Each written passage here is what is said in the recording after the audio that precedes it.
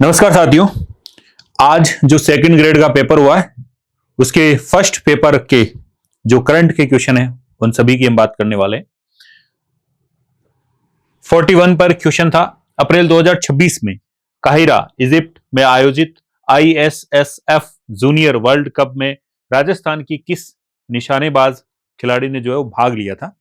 तो वो है आपकी ख्वाइस शर्मा, है ना। तो ऑप्शन नंबर इसका ए करेक्ट जाएगा।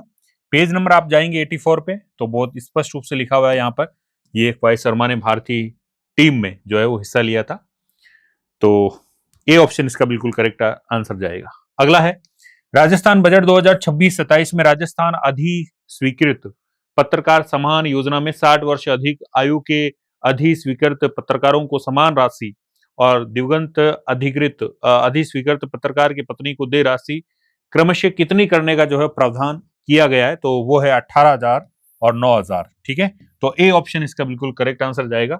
18,000 जो है वो प्रतिमा कर दिया गया है 15,000 से बढ़ा के, तो ए ऑप्शन इसका बिल्कुल करेक्ट आंसर है।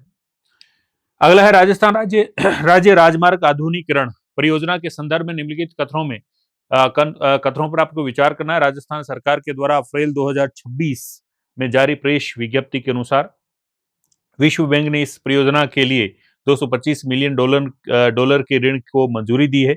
इस परियोजना का उद्देश्य राज्य के लगभग 1200 किलोमीटर राजमार्गों का उन्नयन करना है। तो ये 1200 नहीं है यहाँ पर, तो इस वजह से ये यहाँ पर ये गलत हो गया है। ठीक है।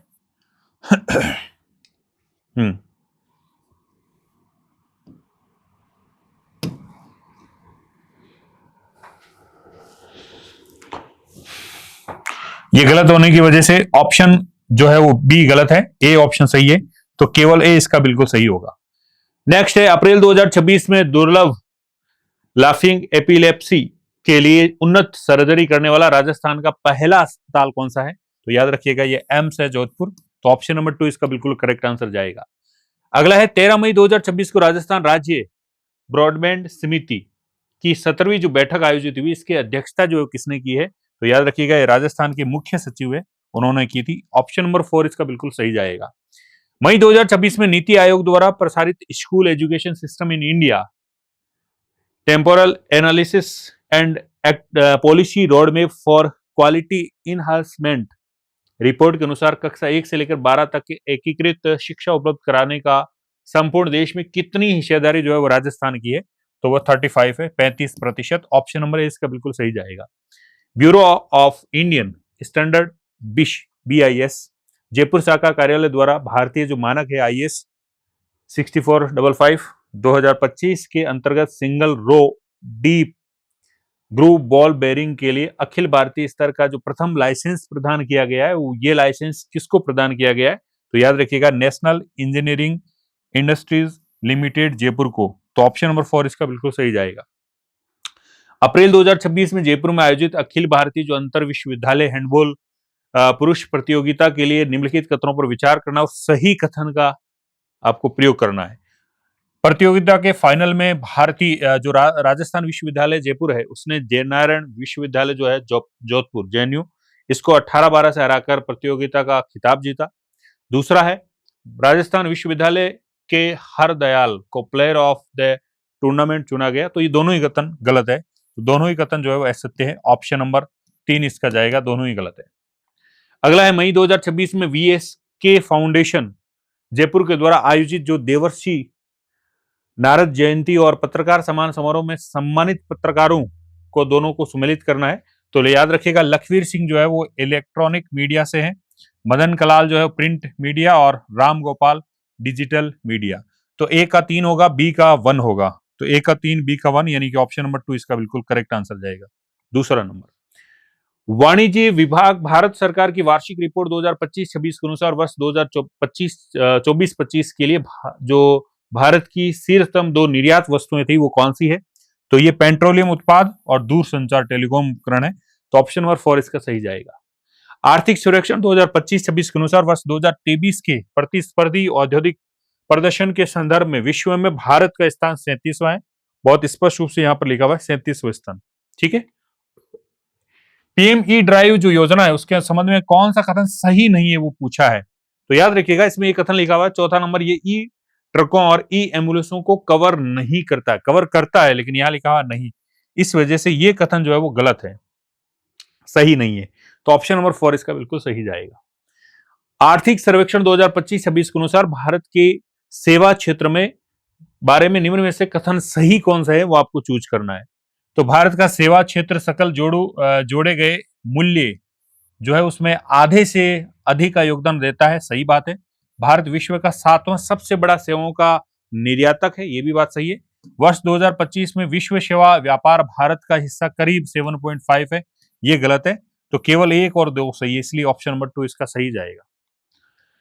भारत सरकार के निम्न में से किस बजट में न्यूनतम समर्थन मूल्य के जो उत्पादन है उसकी लागत की 1.5 गुना 1.5 निर्धारित करने का सिद्धांत की घोषणा की थी? तो बजट है वो संघीय बजट 2018-19 क्लियर। तो ऑप्शन नंबर 2 जाएगा इसका। अगला है, सन 2025 में भारत के प्रधानमंत्री नरेंद्र मोदी संघाई सहयोग संगठन के राष्ट्राध्यक्षों की परिषद की बैठक में भाग लेने के लिए किस देश में गए थे? तो वो चीन है, ऑप्शन नंबर ए सही जाएगा। निम्नलिखित घटनाएं वर्ष युग्मों पर आपको सुमेलित करना है। संयुक्त राष्ट्र भारत पाकिस्तान पर्यवेक्षण मिशन 1965, भारत पाकिस्तान ने एक दूसरे परमाणु प्रतिष्ठानों और सुविधाओं पर हमला न करने का समझौता किया। 1988 और भारत ने भाड़े के सैनिकों के द्वारा किए गए तख्तापलट के प्रयास को विफल करने के लिए मालदीव में सैनिक भेजे। 1989 भारत और श्रीलंका में ने मुक्त व्यापार समझौता FTA पर हस्ताक्षर किए। 1997, तो याद रखिएगा इसमें पहला और दूसरा सही है, तीसरा चौथा गलत है। तो ऑप्शन नंबर 2 जाएगा, 1 और 2। तो यहां पर करेक्ट आंसर हो जाएगा ऑप्शन नंबर 2। तो ये इस प्रकार से इकोनॉमिक्स और करंट के क्वेश्चन थे। उम्मीद करता हूं कि आपका पेपर बहुत अच्छा हुआ होगा। आज के लिए इतना ही, फिर मिलेंगे आपको। Bye bye. नमस्कार, कैसे हैं आप लोग? उम्मीद कर रहा हूं कि आप लोग ठीक होंगे। हम लोग आज बात करने वाले हैं आज 13 जुलाई को जो वरिष्ठ अध्यापक का प्रथम प्रश्न पत्र का जो पेपर हुआ है उसमें पॉलिटी वाले प्रश्नों के भाग को लेकर हम लोग बात करने वाले हैं। इस पेपर के अंदर कुल पॉलिटी के 23 प्रश्न पूछे गए।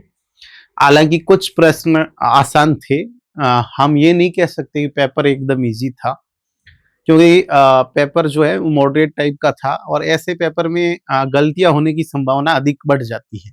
देखो, बाहर से कोई भी व्यक्ति अगर पेपर को देखेगा ना तो उसे इजी ही लगता है, लेकिन एग्जाम हॉल उस प्रेशर के अंदर कोई व्यक्ति पेपर को जब अटेंड करता है तब उसे पता चलता है कि जो भी बाहर कहता है ना कि बहुत आसान था, उसे एक बार एग्जाम हॉल में जाके वो पेपर दो, फिर पता चले कि कैसा था। तो हम लोग बात करने वाले हैं 23 क्योंकि 5-7 पेपर प्रश्न सही होने से 23 के 23 प्रश्न इजी नहीं हो जाते हैं। 7 प्रश्न इजी हो सकते हैं, कुछ भाग पेपर का इजी रखा ही जाता है। सबसे पहले जो प्रश्न था, प्रत्येक पंचायत क्षेत्र में जो अनुसूचित जातियों के लिए आरक्षण की व्यवस्था की गई है, ये हिंदी में हालांकि आप लोगों को पता होगा, अंग्रेजी में इसका एग्जैक्टली 243 जो है उसका डी नंबर जो है वो इसकी बात करता है।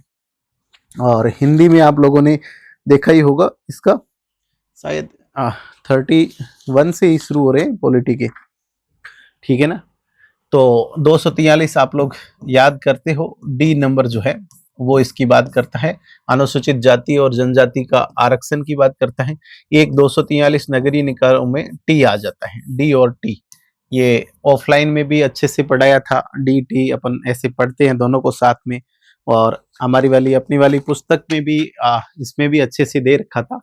हालांकि इस पुस्तक की अगर हम बात करें तो कुल 23 प्रश्नों में से 19 प्रश्न इस पुस्तक से आए हैं as it line to line, जिसकी आज तो प्रूफ डाल नहीं सके, मैं कुछ दिन बाद अपने जसकरण चारण यूट्यूब पे डाल दूंगा प्रूफ सहित, आप लोग देख सकते हैं। किताब का सारा चारों पेपर हो जाएंगे, उसके बाद डाल देंगे।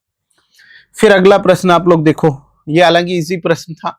किस अनुच्छेद में कहा गया कि मुख्यमंत्री की नियुक्ति राज्यपाल द्वारा करेगा? देखो, इसमें तो 163 में सलाह की बात है और 164 में नियुक्ति प्रसाद पर्यंत जो सामूहिक उत्तरदायित्व तो सारी बातें आर्टिकल 164 में है। तो 2 नंबर ऑप्शन सही होगा। वर्ष 2025 के दौरान राजस्थान राज्य महिला आयोग द्वारा किस प्रकार की शिकायतों का सर्वाधिक प्रकरण दर्ज किया?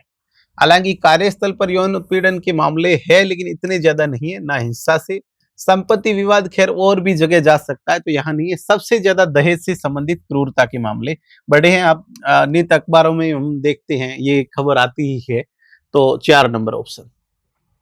राजस्थान न्यायिक सेवा जो नियम 2010 के संदर्भ में निम्नलिखित में से कौन सा कथन सही नहीं है? जिला न्यायाधीश के कैडर में 50% पद पदोन्नति से भरे जाते हैं, ये गलत बात है। जिला न्यायाधीश के लिए नियुक्ति प्राधिकारी राजस्थान के राज्यपाल होते हैं, सही बात है। राजस्थान न्यायिक सेवा एक राज्य सेवा है जिसमें जिला न्यायाधीश, वरिष्ठ सिविल न्यायाधीश और सिविल न्यायाधीश के कैडर शामिल है, ये बात ठीक है। इस सेवा में सिविल न्यायाधीश के कैडर के पदों पर भर्ती केवल सीधी भर्ती के लिए की जाती है, बिल्कुल ठीक है। तो एग्जैक्टली कथन सही नहीं है पहला वाला। दूसरा देखो, राजस्थान लोक सेवा आयोग का सदस्य किसको संबोधित करते हुए अपने हस्ताक्षर से त्याग पत्र दे सकता है? प्रधानमंत्री नहीं, मुख्यमंत्री नहीं, राज्यपाल। एग्जैक्टली सही बात है, क्योंकि इनकी नियुक्ति भी राज्यपाल करता है और ये त्याग पत्र भी राज्यपाल को देते हैं। अगला प्रश्न देखो, राजस्थान नगरपालिका अधिनियम 2009 में राजस्थान नगरपालिका संशोधन 2026 के द्वारा कौन सा परिवर्तन किया गया? अधिनियम में एक नई धारा 331 स्थापित की गई, पर कौन सा परिवर्तन किया गया? अधिनियम में परिभाषित खतरनाक रोग की सूची में कुष्ठ रोग को बाहर कर दिया गया, ये बात गलत है। बाहर नहीं, कोई व्यक्ति जिसकी 2 या से अधिक संतानें व किसी भी नगरीय पालिका का सदस्य होने के लिए निरस्त होगा, अधिनियम राज्य सरकार की निर्दिष्ट धाराओं पर। तो 2 नंबर राइट जो है, कौन सा परिवर्तन किया गया? एग्जैक्टली ये सही बात है। कुष्ठ रोग को बाहर किया गया, ये बात सही है, एग्जैक्टली ठीक है ना, सॉरी ठीक है। कौन सा परिवर्तन किया गया? 2 नंबर एग्जैक्टली सही। ये कल भी शायद पेपर में आया था, आज फिर इसका रिपीट किया गया। भारत के संविधान के किस अनुच्छेद के अंतर्गत किसी राज्य में विधान परिषद का सृजन किया जाता है? Article 169 169 1 number option. राजस्थान राज्य विधिक सेवा प्राधिकरण का आदर्श वाक्य क्या है? Access to justice for all. ये हालांकि मैंने YouTube पे जो क्लास ली थी, आप लोगों को पता हो तो उसमें भी बताया था। राजस्थान राज्य विधिक सेवा प्राधिकरण पर 15 से 20 मिनट की क्लास YouTube के ऊपर मैंने डाली थी। सभी तक न्याय की पहुंच सुनिश्चित करना, हमने उसकी बात की थी, जसकरण चारण वहां पे। तो आप लोग access to justice for all 1 number option right होगा। राजस्थान के राज्यपाल के बारे में, यदि उच्चतम न्यायालय में राजस्थान के राज्यपाल के विरुद्ध कदाचार के आरोप सिद्ध, देखो राजस्थान राज्यपाल का कहीं उल्लेख ही नहीं है इस बात का। राजस्थान उच्च न्यायालय के न्यायाधीशों की नियुक्ति राजस्थान का राज्यपाल करता है, ये गलत बात है, राष्ट्रपति करता है। तो कथन दोनों गलत हैं, दोनों कथन गलत हैं। अगला, राजस्थान में संभागीय व्यवस्था की पुनः स्थापना कब की गई? देखो संभागीय व्यवस्था सबसे पहले 49 में शुरू की, इसे मोहनलाल सुखाड़िया सरकार ने 62 में बंद कर दिया। हरदेव जोशी सरकार ने 1987 में पुनः आरंभ किया। हम ऑफलाइन क्लास में बहुत अच्छे से इस बात का जिक्र करते हैं। 1 नंबर विकल्प। भारत के संविधान के अनुच्छेद 46 में निम्नलिखित किसका उल्लेख नहीं है? अन्य पिछड़ा वर्ग, अन्य पिछड़ा वर्ग नहीं है यहाँ पे, अन्य दुर्बल वर्ग, अनुसूचित जाति जनजाति, पहला ऑप्शन ही नहीं है उल्लेख, राइट। निम्नलिखित शब्दावलियों का अवलोकन कीजिए, इसमें भारत के प्रत्येक नागरिक के मूल कर्तव्यों में देखो, एकात्म मानववाद, ये बीजेपी या फिर हम जनसंघ की बात कर सकते हैं, उसका मैनिफेस्टो था, यहाँ नहीं है। वैज्ञानिक दृष्टिकोण है, ज्ञानार्जन सुधार की भावना है, राष्ट्रगीत नहीं है, राष्ट्रगान है। तो 1 और 3 पहला ऑप्शन सही। उच्चतम न्यायालय की कानूनी सहायता समिति के संबंध में निम्नलिखित में कोई व्यक्ति समाज में गरीब वर्ग से है जिसकी आय 5 लाख, 5 नहीं 7.5 लाख, तो ये गलत हो जाएगा। इस सहायता मामले की तैयारी और बहस के लिए एक अधिवक्ता उपलब्ध कराने के अलावा मामले की तैयारी और जुड़े आवेदनों की लागत शामिल है, लागत शामिल नहीं है, तो ये भी गलत है। न तो ये 1 न तो 2। संसद के जीवन काल कथनों पर विचार किया, आपातकालीन अवधि में संसद द्वारा अपने जीवन काल को एक बार में 6 माह, गलत बात, एक बार में 1 वर्ष।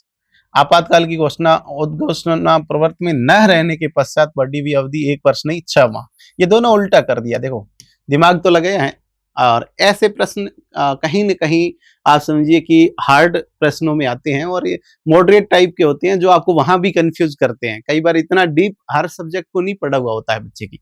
तो न तो 1 न ही, दोनों कथन गलत। न तो एक ना ही 2 सही है, नहीं है, बस ये हो जाएगा 3 नंबर। राष्ट्रपति के महाभियोग के संबंध में कथन कौन से सही है? आरोप संसद के किसी सदन में लगाया जा सकता है, प्रस्ताव प्रस्तुत करने से 14 दिन पूर्व का नोटिस देना होता है, प्रस्ताव को कुल सदस्य संख्या के पूर्ण बहुमत, नहीं पूर्ण बहुमत की बात नहीं है, से पारित किया जाना चाहिए, दूसरा सदन आरोपों की जांच करता है, सही बात है। तो 1, 2 और 4, 2 नंबर विकल्प ठीक होगा। आज 26 नवंबर 1949 को संविधान को अंगीकृत करने के पश्चात भारतीय संविधान सभा के अस्तित्व के संबंध में वह तुरंत भंग कर दी गई, उसका अस्तित्व समाप्त हो गया। सही की बात पूछी गई है, ऐसा नहीं है, तुरंत भंग नहीं की, इसका बाद में 26 जनवरी 1950 को एक और अधिवेशन होता है। वह भारत सरकार अधिनियम 1935 के अंतर्गत संघीय कार्यपालिका के रूप में कार्य करती, नहीं, गलत बात। वह प्रथम निर्वाचित संसद के गठन तक भारत की अस्थायी संसद के रूप में काम करती रही, केवल उच्च सदन के रूप में काम नहीं किया। सही, 3 नंबर कथन। भारत की एक्ट ईस्ट नीति के संबंध में कथनों पर विचार कीजिए। एक्ट ईस्ट नीति भारत प्रशांत क्षेत्र में विस्तारित पड़ोस पर केंद्रित है, आसियान है। बिल्कुल दोनों कथन सत्य हैं। भारत के संविधान के अनुच्छेद के अंतर्गत किस प्रवासी वर्ग को भारत की नागरिकता से वंचित किया गया?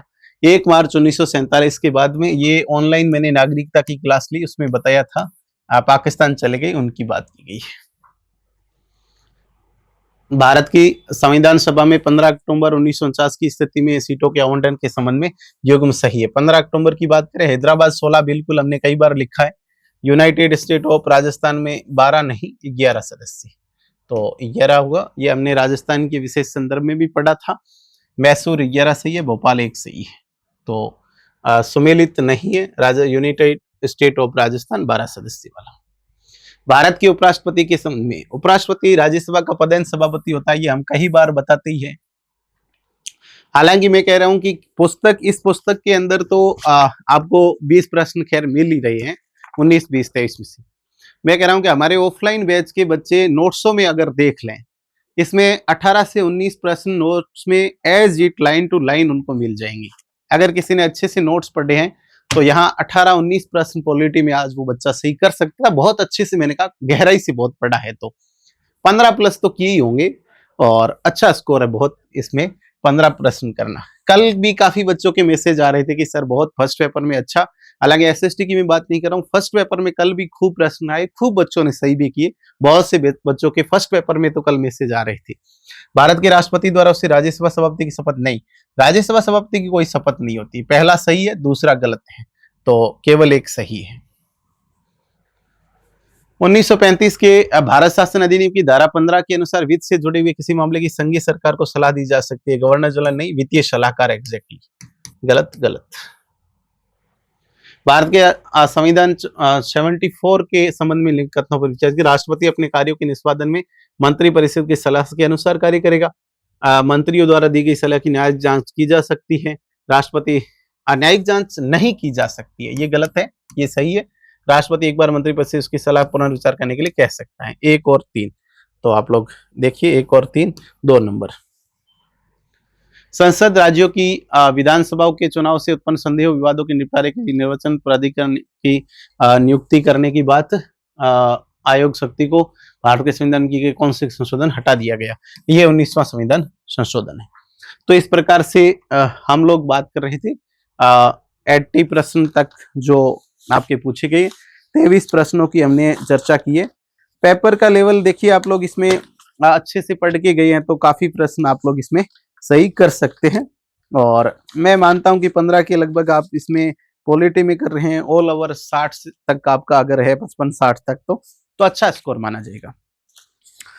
तो आप लोग पढ़ते रहें, मस्त रहें, एक बार मिला ले। हालांकि ऑथेंटिक की तो आरपीएससी की ही मानी जाएगी, लेकिन फिर भी हमने प्रयास किया है कि हम अच्छे से अच्छे आपको करवा पाए, ठीक है ना।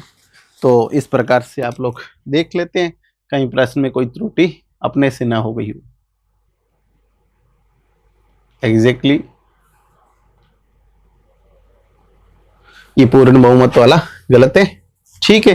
धन्यवाद प्यारे विद्यार्थियों, पढ़ते रहें, मस्त रहें।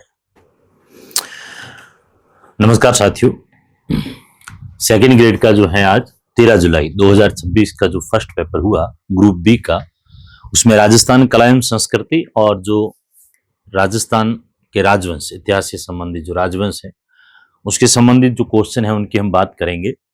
अच्छे क्वेश्चन पूछे हैं, सीधे सीधे क्वेश्चन तो नहीं पूछे हैं, और जिसने पढ़ाई की थी, जिसने बिल्कुल तथ्य को समझकर उत्तर दिया है, उसका तो क्वेश्चन ये गलत नहीं हुआ एक भी, और जिसने जल्दबाजी में दिया है तो वो थोड़ा सा जरूर चिंतित रहेगा। कौन कौन से क्वेश्चन है हम उनकी बात करते हैं। पहला क्वेश्चन है आपकी, राजस्थान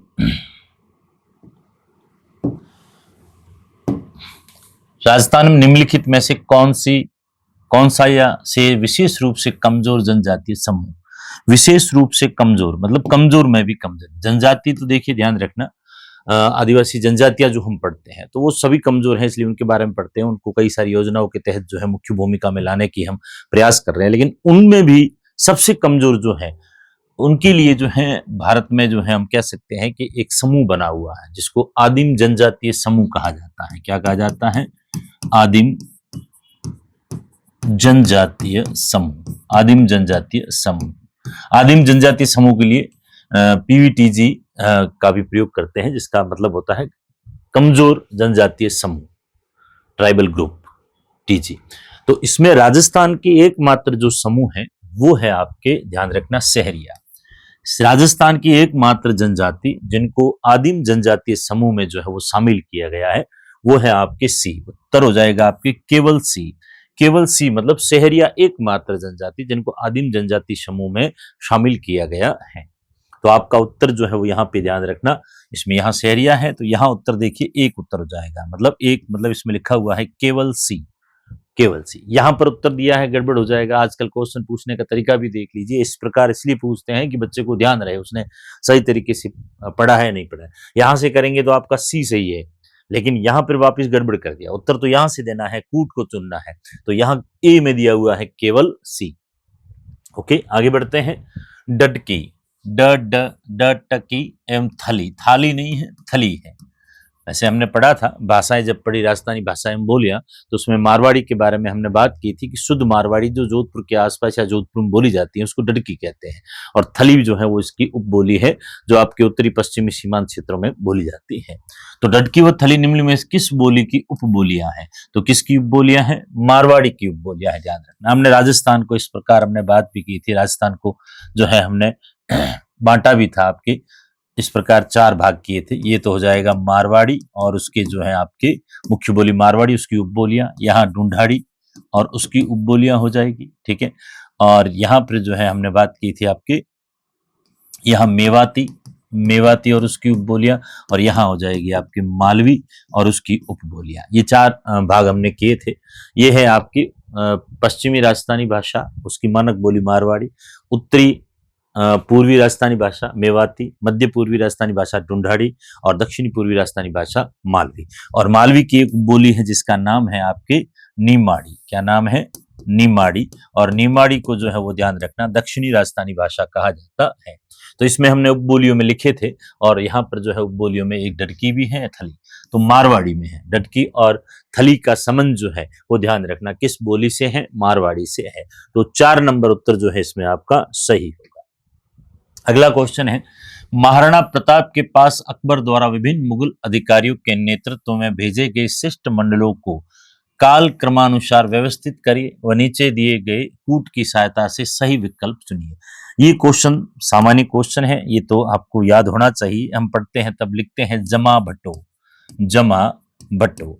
जमा भट्टो मतलब महाराणा प्रताप जमे हुए भट्टे के समान थे कि किसी भी व्यक्ति से कहने पर जो है वो इधर से उधर नहीं हुए और अकबर की अधीनता स्वीकार नहीं की, वो अडिग रहे एक जमे हुए पत्थर के समान। तो जमा भट्टों में 4 नाम है। पहला है जलाल खां कोरची, तो जलाल खां सबसे पहले आ जाएगा डी, फिर है मां से मान सिंह, फिर आ जाएगा आपके बी, और फिर आ जाएगा भ से भगवंत दास, फिर आ जाएगा आपके ए, और लास्ट में कौन सा पता, टो से हो जाएगा, तो डी बी ए सी, डी बी ए सी।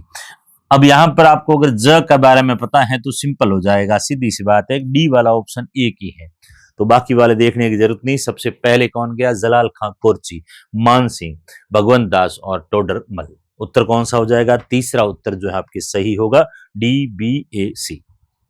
चलिए आगे बढ़ते हैं। मंडन ने कुंभलगढ़ दुर्ग की भौगोलिक परिस्थितियों का उपयोग आत्मनिर्भरता के लिए किस प्रकार किया था? ये क्वेश्चन जो है, ये क्वेश्चन आपके दिमाग से इसका उत्तर आएगा। सोचने की शक्ति से।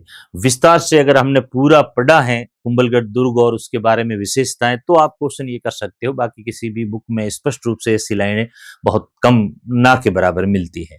अगर हम बात करें कि इस क्वेश्चन में पूछा क्या है, इसमें पूछा है कुंभलगढ़ दुर्ग के बारे में, जिसका शिल्पकार कौन था? मंडन। मंडन ने कुंभलगढ़ दुर्ग का निरीक्षण किया होगा, क्योंकि दुर्ग बनाने से पहले उसका निरीक्षण होता था। वहां पर जो इंपॉर्टेंट चीजें हैं वो देखी जाती थी कि भाई यहाँ दुर्ग बनेंगे, दुर्ग के बाद में आने वाली समस्याओं से इस दुर्ग के अंदर जो है समस्या का समाधान होना चाहिए। तो उसके बारे में पूछा है कि आत्मनिर्भरता के लिए भाई कि इस दुर्ग पर जब आक्रमण होगा तो अंदर वाला राजा जो है वो आत्मनिर्भर रहे, इसके लिए उसने क्या किया था। तो यहां देखिए, उन्होंने मतलब मंडन ने केवल अनाज के भंडारण हेतु भूमिगत कक्षों का निर्माण किया नहीं। अनाज के भंडारण के लिए भूमिगत कक्षों का निर्माण ये इसकी प्रायोरिटी नहीं थी, प्रथम प्राथमिकता नहीं थी कि भाई ऐसा किया जाए और गुप्त रूप से जो है वो बनाए जाए। उन्होंने पहाड़ियों के बीच केवल ऊंचे बुर्ज बनाए ताकि दुश्मन न आ सके, बढ़ाए थे, लेकिन ये आत्मनिर्भर नहीं है। ये दोनों बातें आत्मनिर्भर, सिर्फ अनाज होगा तो उससे काम चलने वाला नहीं है। अनाज कभी ना कभी क्या हो जाएगा? खत्म हो जाएगा। ऐसे कई सारी घटनाएं हमने देखी है कि अनाज खत्म होने पर दुर्ग के दरवाजे खोलकर वहां के राजा ने केसरिया किया है, ठीक है ना। लेकिन इसने क्या किया, देखिए, इन्होंने भूमि के असमान चरित्र का उपयोग जलाशयों के निर्माण व वर्षा जल संचयन के लिए किया। अगला है, इन्होंने सिंचाई हेतु एक कृत्रिम नदी का प्रयोग नहीं किया। ये क्वेश्चन सिंचाई हेतु यही आपको यहां उत्तर देता है, लेकिन ये ऑप्शन नहीं है, कृत्रिम नदी नहीं है। अब मंडन ने ध्यान रखना, एक व्यक्ति के लिए अनाज और पानी सबसे इंपॉर्टेंट होता है। व्यक्ति के पास अनाज खाने को और पीने को पानी है तो उसको दूसरा कुछ नहीं चाहिए, वो जीवित रह सकता है। अब आत्मनिर्भरता के लिए मंडन ने क्या किया? कहते हैं कि मंडन ने सबसे पहले तो जो भी पहाड़ी क्षेत्रों में जो गड्ढे थे, जिसको हम कह सकते हैं कि असमान चरित्र, मतलब उबड़ खाबड़ गड्ढे जो है, उनका प्रयोग कृत्रिम जलाशयों के रूप में किया कि यहाँ पानी का जो है वो क्या करेंगे, हम संग्रहण करेंगे। यहाँ पानी का संग्रहण करेंगे, इससे क्या फायदे होंगे? एक तो दुर्ग में कभी भी पानी की कमी नहीं होगी। दूसरी इसने व्यवस्था की थी कि पहाड़ी के ऊपर तो ये सब कृत्रिम जलाशय बना दिए और नीचे समतल भाग पर जो है वो खेती की जो है वो सुविधा की थी। कुंभलगढ़ दुर्ग में उस समय राजा के लिए वहां खेती की जाती थी, ध्यान रखना मित्रों। उस खेती के लिए सिंचाई के जो साधन थे वो यही जलाशय थे, छोटे छोटे जो जलाशय बनाए गए थे। तो ये ध्यान रखना कि आत्मनिर्भरता के लिए यह तीसरा उपयुक्त रहता है। इनमें सबसे उपयुक्त जो है वो कौन सा रहेगा? आपके तीन। इन्होंने भूमि के असमान चरित्र का उपयोग जलाशयों के निर्माण व वर्षा जल संचलन किया ताकि दुर्ग में कभी पानी की कमी नहीं आए, और इसी जल से दुर्ग में अगर अनाज कम पड़ जाए तो उसकी हम खेती करें और खेती से जो है अनाज मिलता रहेगा। तो बाहरी दुश्मन जो है वो अगर दुर्ग का घेराव करेगा तो अंदर जो राजा है वो आत्मनिर्भर रहेगा, उसे दुर्ग के दरवाजे खोलना जो है वो खोलने नहीं पड़ेंगे और मजबूर नहीं होगा खोलने के लिए, क्योंकि अनाज और पानी की प्रबल व्यवस्था अगर है तो हम जो है वो दुर्ग जो है वो उसके अंदर राजा जो है वो क्या रहेगा? हमेशा सुरक्षित रहेगा। तो ये क्वेश्चन जो है आपके उत्तर जो है वो 3 नंबर होगा। इसको पूछने का कारण ये है, ये पूछा समझाया गया है कि उसने जो है सबसे मुख्य कार्य क्या किया। हालांकि बाकी सभी दुर्गों में जो स्थापत्य कला की बात करें, सभी दुर्गों में जो है ऊंचे ऊंचे कंगूरे होते हैं, पहाड़ियां होती हैं ताकि पहाड़ी क्षेत्र में सुरक्षित रहे। लेकिन इसने यहाँ पर नया क्या किया कि जलाशय किया और उसमें सिंचाई के माध्यम से वहां खेती का कार्य भी इसने साथ में जो है यहाँ पर रखा था। तो 3 नंबर उत्तर सबसे उपयुक्त जहां पे देखने को मिलता है। अगला है, चित्तौड़ के राजनीतिक और सामरिक इतिहास के संदर्भ में निम्न कथनों पर विचार कीजिए। जेतर सिंह ने तुर्कों के आक्रमण को रोकने के लिए चित्तौड़ को अपनी राजधानी बनाई। बिल्कुल, जेतर सिंह पहला शासक था जिसने जो है क्या किया था आपके चित्तौड़ को अपनी राजधानी, क्योंकि जेतर सिंह के समय जो है दिल्ली से आक्रमण जो है वो प्रारंभ हो चुके थे। जेतर सिंह के समय जब आक्रमण प्रारंभ हुए, इल्तुतमिश की सेना ने युद्ध किया, भूताला का युद्ध हुआ। भूताला के युद्ध में मेवाड़ की सेना जो है जीत जाती है, लेकिन इल्तुतमिश की हारी हुई सेना जो है वो मेवाड़ की राजधानी को नष्ट कर देती है, जिसका नाम था नागदा। नागदा जब नष्ट हो गया और एक बार तो सेना चली गई, अब जेतर सिंह को लगा कि बाहरी आक्रमण प्रारंभ हुए हैं तो वापस आक्रमण होंगे, पक्की बात है। इसलिए उस आक्रमण से सुरक्षित रहने के लिए एक दुर्ग की आवश्यकता रहेगी। इसीलिए समतल स्थानों को छोड़कर और पहाड़ी क्षेत्र में जो दुर्ग बना था चित्तौड़, उसको जो है जेतर सिंह ने अपनी राजधानी बनाई। उस समय सबसे मजबूत दुर्ग जो था वो कौन सा था? आपके चित्तौड़। तो पहला सही है। अलाउद्दीन खिलजी ने चित्तौड़ पर विजय प्राप्त करने के बाद इसका प्रशासन लाखा को सौंपा। लाखा को नहीं सौंपा था मित्रों, खिज्र खां को सौंपा था। इसका पुत्र था जिसका नाम था खिज्र खां, खिज्र खां को दिया था। पहला सही है लेकिन दूसरा गलत है। हमीर ने वंशवादी क्रांति का लाभ उठाकर चित्तौड़ पर कब्जा किया और सिसोदिया राजवंश की नींव रखी। बिल्कुल, देखिए खिज्र खां को सौंपा। खिज्र खां जो है वो कुछ समय बाद 1311 ईस्वी में चला जाता है दिल्ली, और इसका प्रशासक मतलब मेवाड़ का, चित्तौड़ का प्रशासक जो है वो किसको नियुक्त किया जाता है? चौहान। चौहान जिसका नाम था मूछाला मालदेव। मूछाला मालदेव को चित्तौड़ दे दिया जाता है और मूछाला मालदेव यहाँ शासन करता है। आगे दिल्ली में सत्ता बदल जाती है, ठीक है। अलाउद्दीन खिलजी की मृत्यु हो जाती है 1316 के आसपास। तो जो है चित्तौड़ की ओर ज्यादा ध्यान दिया नहीं गया। यहाँ के लोगों ने विद्रोह प्रारंभ कर दिया कि भाई चित्तौड़ सहित मेवाड़ के काफी क्षेत्र जो है वो मूछाला मालदेव के अधीन थे। तो लोगों ने भाई इसकी आवाज इसके खिलाफ किया कि आप चौहान हो, अपने क्षेत्र में जाइए, ये गुहिलों का है, यहाँ गुहिल यही शासन करेंगे। इसी का लोगों की भावनाओं का जो है लाभ उठाकर और हमीर ने जो है क्रांति की, कह सकते हैं युद्ध किया, सैनिक शक्ति एकत्रित की और युद्ध किया, और युद्ध में मूछाला मालदेव को पराजित करके, और जो है आपके ध्यान रखना, सिसोदिया राजवंश की स्थापना करने वाला महावीर था। क्योंकि महावीर पहला मेवाड़ का राजा था जो सिसोदा ग्राम से था। सिसोदा ग्राम में रहने के कारण ये गुहिल क्या कहलाए? सिसोदिया कहलाए। मतलब 1 और 3 आपके सही है। तो 1 और 3 है। 1 और 3 कहां पे है? चौथा ऑप्शन सही होगा। केवल 1 और 3, दूसरा सही नहीं है। अलाउद्दीन खिलजी ने जो है वो खिज्र खां को जो है वो शासन सौंपा था। नेक्स्ट जो दिए हुए हैं वो एक श्रेणी के होने चाहिए। मंजीरा, झांझ, थाली, खड़ताल, ये सभी जो है ध्यान रखना मित्रों किसके हैं? ये घन वाद्य यंत्र है। मतलब ये समूह तो एक ही श्रेणी का सही सुमेलित है। मृदंग, चंग, खंजरी, नौबत, ये सभी जो है आपके अवनद हैं। कैसे हैं? अवनद वाद्य यंत्र है। मृदंग है, चंग है, खंजरी है, नौबत है, इन सब पर जो है चमड़ा लगा होता है। उस चमड़े पर आघात करके उसको बजाया जाता है। पुंगी, अलगोजा, नड़, मोरचंग, ये फूंक वाद्य यंत्र है जिसको हम सुशीर वाद्य यंत्र भी कह सकते हैं। सभी है। आगे है चौथा, रावण हत्था, जंतर, निशान, सतारा, यहाँ अलग श्रेणियां हो गई। उत्तर यही होगा। रावण हत्था और जंतर ये तो हो जाएंगे आपके तत्व वाद्य यंत्र। निशान जो है ये आपके हो जाएगा अवनद वाद्य यंत्र। और सतारा जो है ये सतारा, तार लग रहा है लेकिन तार का नहीं है। सतारा जो है वो आपके सुशीर वाद्य यंत्र हो जाएगा। कौन सा हो जाएगा? सुशीर। तो ये असुमिलित है क्योंकि इसमें कुछ जो है वो तत्वाद्य यंत्र श्रेणी के वाद्य यंत्र है, कुछ अवनद श्रेणी के हैं और कुछ है सुशीर श्रेणी के। तो 4 नंबर उत्तर जो है इसमें आपके सही हो जाएगा।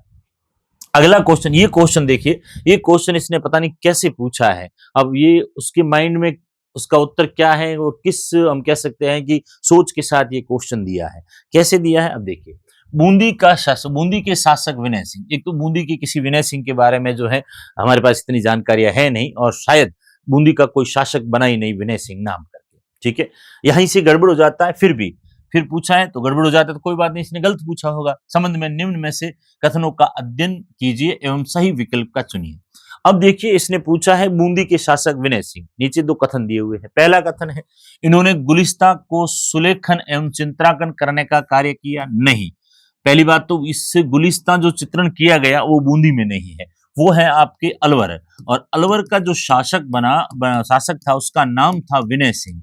विनय सिंह जो है ये अलवर का शासक था जिसने जो है अपने दरबारी चित्रकार बलदेव और गुलाम अली ने बनाए थे, ये चित्र बनाया था।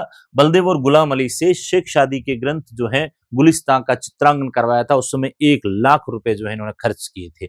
मतलब अब क्वेश्चन कैसे पूछा है, अब उसका माइंडसेट क्या है, देखिए। अब इसके 2 उत्तर बनते हैं। अगर इसकी बात करें, यहाँ बूंदी के शासक विनय सिंह को भूल जाए और अगर कथनों की बात करें और कथनों में ही उत्तर ढूंढे, तो यहाँ इन्होंने दिया है तो यहाँ तो लेना पड़ेगा कि बूंदी के शासक विनय सिंह ने गुलिस्तां का नहीं किया, नहीं होगा। गुलिस्तां के चित्र बलदेव व गुलाम अली ने बनाए, ये इस संदर्भ में सही होगा। सिर्फ अगर ऊपर हम बात करें बूंदी का शासक विनय सिंह छोड़ दे तो, क्योंकि गुलिस्तां के चित्र बलदेव और गुलाम अली ने बनाए, बिल्कुल बनाए। तो इस हिसाब से अगर करें तो उत्तर ये होगा, केवल बी सही है, ठीक है। तो यहाँ बी सही उत्तर हो जाएगा। अब इसने पूछा है बूंदी के शासक विनय सिंह के संबंध में निम्न कथनों का अध्ययन कीजिए। तो बूंदी के शासक विनय सिंह के संबंध में अगर दोनों ही कथनों का अध्ययन करते हैं तो ये दोनों ही कथन जो है बूंदी के विनय सिंह से संबंधित नहीं है, बूंदी चित्र शैली से भी संबंधित नहीं है, क्योंकि ये दोनों कथन जो है इसका संबंध अलवर चित्र शैली से है। क्योंकि गुलिस्तां का चित्रण बलदेव और गुलाम अली दोनों ये अलवर चित्र शैली से विनय सिंह के दरबारी चित्रकार थे, इनका चित्रांकन विनय सिंह ने करवाया। अब इस हिसाब से अगर हम देखते हैं तो ए और बी दोनों ही सही नहीं है, ये उत्तर होना चाहिए। अब उसने किस माइंड सेट से दिया है और उत्तर क्या मानता है, उस पर हम जरूर नजर रखेंगे कि उत्तर क्या माना, क्योंकि यहाँ स्पष्ट उत्तर नहीं मिल रहा है। अब ये कह सकते हैं कि दोनों सिर्फ कथनों को हम देखें, दोनों कथनों को देखें तो ये सही है, गुलिस्तान के चित्र बलदेव व गुलाम अली ने बनाए, बिल्कुल बनाए। लेकिन फिर आपको अगर मैं पूछूं कि गुलिस्तान के चित्र बलदेव और गुलाम अली ने तो बनाए, क्या ये बूंदी के शासक विनय सिंह के समय बनाए? तो आप कहोगे नहीं सर, बूंदी के शासक विनय सिंह नहीं, अलवर के शासक विनय सिंह।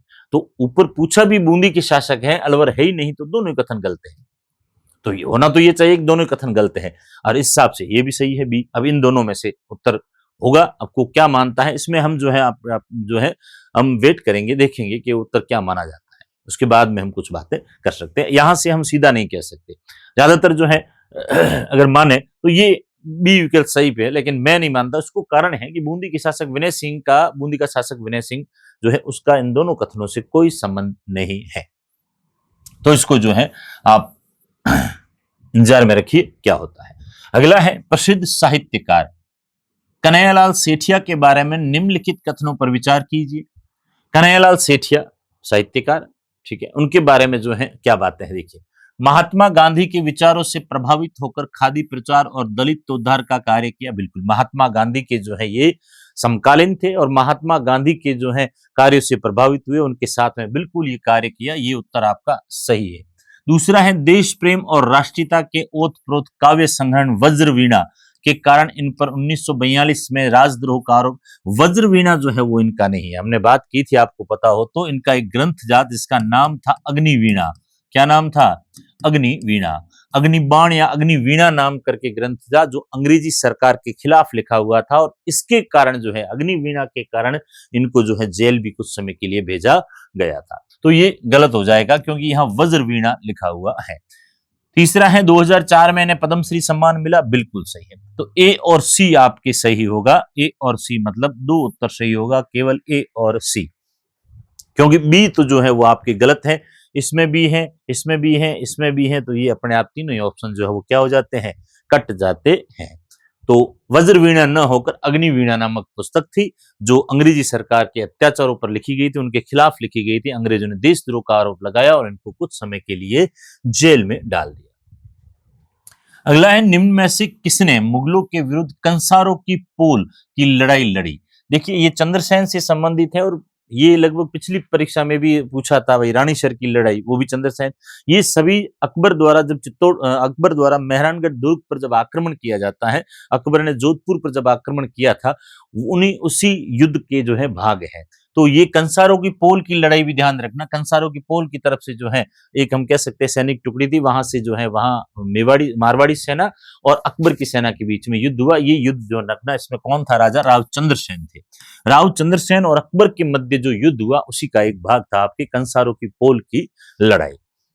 अगला क्वेश्चन है मेवाड़ के गुहिल वंश के निम्नलिखित शासकों को काल क्रमानुसार व्यवस्थित करिए तथा नीचे दिए गए कूट की सहायता से सही उत्तर चुनिए। अब देखिए यहां पर जो है 4 राजा दिए हुए हैं और उनका क्रम जो है वो आपको बताना है। तो मैं आपको अगर बताऊं कि क्रम, अगर आपने पढ़ा इतिहास तो इन दोनों का क्रम तो स्पष्ट रूप से हमको पता है कि सबसे पहले जो है वो आपके अलट, इन दोनों में अलट, और अलट के बाद में बना नरवाहन।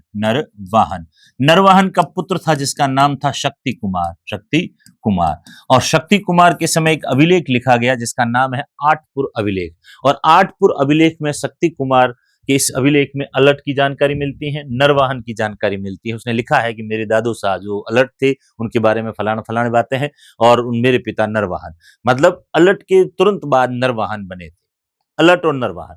अब इनमें ऑल ओवर देखते हैं तो सबसे पहले शीलादित्य बना। शीलादित्य जो है वो शीलादित्य एक तो जो है वल्लभी का शासक जिसके पुत्र गुहिल माने जाते हैं वो अलग है, वो तो मेवाड़ से पहले, गुहिल से पहले थे। गुहिल के तीसरी या चौथी पीढ़ी में जो है ध्यान रखना शीलादित्य नाम करके एक शासक यहाँ का राजा हुआ था, ठीक है। और शीलादित्य के बाद में जो है दूसरी पीढ़ी में लगभग अपराजित बने थे। ये दोनों ही 7वीं सदी के आसपास थे, ठीक है ना। और ये जो है ये आपके ध्यान रखना, दोनों ही एक दूसरे के लगातार आएंगे, ठीक है ना। ये लगभग 10वीं शताब्दी में है, ये इसके उनके बारे में जो है आठपुर अभिलेख भी लिखा हुआ, उसमें संपूर्ण जानकारियां भी मिलती है। तो हमने पढ़ा है, आठपुर अभिलेख पढ़ा है और शक्ति कुमार के बारे में पढ़ा है। शक्ति कुमार के समय ही जो है थोड़ी स्थिति कमजोर हो जाती है मेवाड़ की। तो यहाँ उत्तर है कि सी के बाद में तुरंत डी आएगा, मतलब अलर्ट के बाद में नरवाहन आएगा, इन दोनों के बीच में जो है अंतर नहीं होगा। यहाँ सी और डी कंटिन्यू जो है वो सिर्फ और सिर्फ इसमें है, किसमें, ऑप्शन 4 में है। ऑप्शन 4 में सी और डी जो है वो कंटिन्यू है, बाकी किसी में भी नहीं है, क्योंकि यहाँ डी जो है वो सी से पहले है तो ये गलत हो जाएगा, यहाँ डी सी से पहले है गलत हो जाएगा, यहाँ डी और सी के बीच में ए आ गया, ये भी आपके गलत हो जाएगा। उत्तर क्या हो जाएगा, चौथा उत्तर जो है वो आपका सही होगा। हालांकि सबके बारे में जानकारी होनी चाहिए, लेकिन फिर भी अगर आपने आठपुर अभिलेख है या अलर्ट इंपॉर्टेंट है, अलर्ट के बारे में बात करते हैं, शक्ति कुमार भी इंपॉर्टेंट, उनके बारे में बात करते हैं। उसका शक्ति कुमार के बाद में उसका अंबा प्रसाद शासक बना, जिसको चौहानों ने पराजित किया था।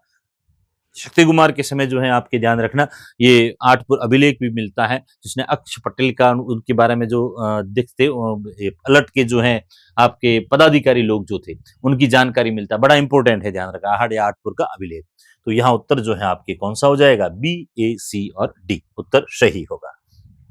अगला है संत पयहारी, पूरा नाम है कृष्णदास पयहारी। कृष्णदास पयहारी, हमने बात की थी पयहारी क्यों कहते हैं, क्योंकि दूध का सेवन करते थे, पेय पदार्थों का आहार करने के कारण इनको पयहारी कहा जाता था। वह संत कीलहदास जी किस संप्रदाय से संबंधित संत थे। देखिए ये रामानंदी संप्रदाय से संबंधित थे। किससे संबंधित, रामानंदी संप्रदाय से संबंधित थे। रामानंद जी के जो है शिष्य थे अनंतादास जी के शिष्य थे संत कृष्णदास पयहारी। और रामानंदी संप्रदाय की जो प्रधान पीठ है वो गलता, जयपुर में। गलता में उस समय पृथ्वीराज कछवाहा का शासन था, उनकी रानी थी जिनका नाम था बालाबाई, जो वैष्णव संप्रदाय से संबंधित थे। उनके कहने पर ही कृष्णदास यहाँ आए और कृष्णदास ने यहाँ जो है आपके शैव संप्रदाय के चतुर्नाथ को शास्त्रार्थ प्रतियोगिता में पराजित किया और गलता में जो है आपके रामानंदी संप्रदाय की स्थापना की। इस पीठ को सुदृढ़ बनाने का जो कार्य हमने लिखा था, इस पीठ को सुदृढ़ करने का कार्य, मजबूती प्रदान करने का कार्य जो है वो किसने किया, संत कीलहदास जी ने जो है किया था। तो ये दोनों ही जो है ध्यान रखना आपके किससे संबंधित है, रामानंदी संप्रदाय से संबंधित है। रामानंदी संप्रदाय की प्रधान पीठ से हमने पढ़ी तो उसमें स्पष्ट रूप से ये नाम लिखे हुए हैं। आगे बात करते हैं, करचौप कढ़ाई किसे कहा जाता है। ये क्वेश्चन थोड़ा सा जो है नया क्वेश्चन है और इसके बारे में संपूर्ण जानकारी जो है वो मिली नहीं है, क्योंकि ये पहली बार पूछा गया क्वेश्चन है। अब क्योंकि परफेक्ट जो है उत्तर नहीं मिला है, इसलिए मैं इसका उत्तर आपको नहीं बताऊंगा, इसको जो है हम अभी छोड़ देते हैं, क्योंकि इसके बारे में होना तो ये चाहिए कि सोने की कढ़ाई होनी चाहिए। देखिए जैसलमेर में तो छतरियों पर सोने गड़े, अब लेकिन ये करचौप जो है जयपुर की प्रसिद्ध है, जयपुर की जो है मानी जाती है कि प्रसिद्ध ये कढ़ाई कला है। कढ़ाई कला मतलब धागों से कढ़ाई करना, ठीक है ना।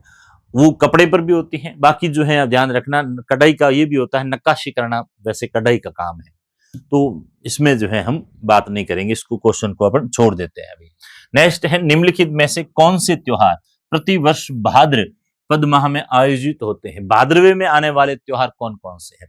देखिए रक्षाबंधन हम सबको पता है श्रावण पूर्णिमा को होता है, तो ये तो श्रावण महीने का हो गया। बड़ी तीज आपके भाद्रवे में आती है, बिल्कुल भाद्र कृष्ण तृतीया को बड़ी तीज होती है, जिसको बुड्ढी तीज, कजली तीज भी कहते हैं, सातुड़ी तीज भी कहते हैं।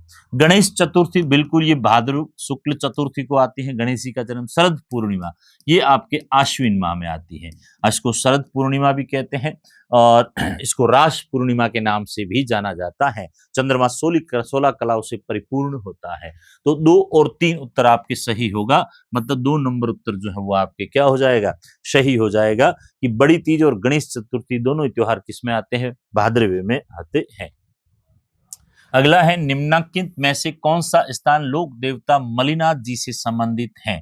मलिनाथ जी पूछा है तो तिलवाड़ा जो है वो मलिनाथ जी का मंदिर बना हुआ है, लूनी नदी के किनारे है और तिलवाड़ा जो है वो मलिनाथ जी से संबंधित माना जाता है।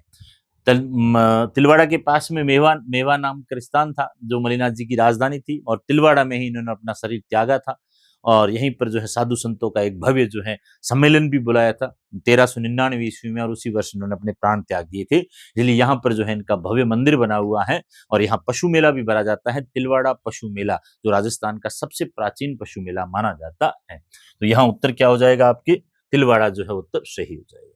तो ये कुछ क्वेश्चन थे आपके राजस्थान कला एवं संस्कृति, अच्छे क्वेश्चन थे और बढ़िया पूछे हुए थे। ना तो इसको हम यूं कह सकते हैं कि भाई गंभीर पूछ लिए, क्योंकि अब सीधे क्वेश्चन नहीं पूछते हैं और आपको संपूर्ण जानकारी एक क्वेश्चन में 2-3 क्वेश्चन पूछ लेते हैं, ताकि आपने गहन पढ़ाई की है या फिर रट्टा मार के आए हो, ये भी यहाँ से जो है पता चलता है। तो आशा करता हूं आप सभी का जो है पेपर अच्छा गया होगा। राजवंश के कुछ क्वेश्चन थे, उसके बारे में भी मैंने आपको बता दिया। तो धन्यवाद आपको, और बढ़िया ध्यान से अगर पढ़े और उत्तर दिए हैं तो आपने, तो आपके लिए अच्छा रहा होगा। नमस्कार साथियों, सक्सेस पॉइंट बाड़मेर में आपका स्वागत है। आज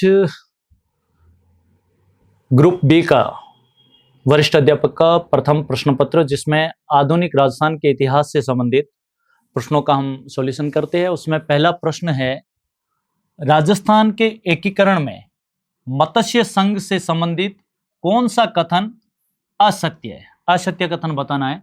मत्स्य संघ के उद्घाटन का विरोध भरतपुर के महाराजा के भाई मानसिंह ने किया था, और इनके साथ में किसान नेता ठाकुर देसराज भी थे। तो ठाकुर देसराज और महाराजा के भाई मानसिंह के नेतृत्व में विरोध किया गया था, और नारा दिया गया था, जाट झंडा खतरे में,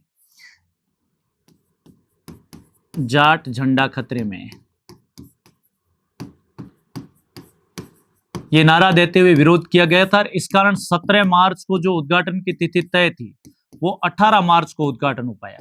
तो उद्घाटन की तिथि 17 मार्च 1948 तय थी, और उद्घाटन हो पाया 18 मार्च 1948। उसका कारण एक ये था, फरवरी 1948 को भारत सरकार ने SN सप्रू को भरतपुर राज्य का प्रशासक नियुक्त किया, बिल्कुल नियुक्त किया।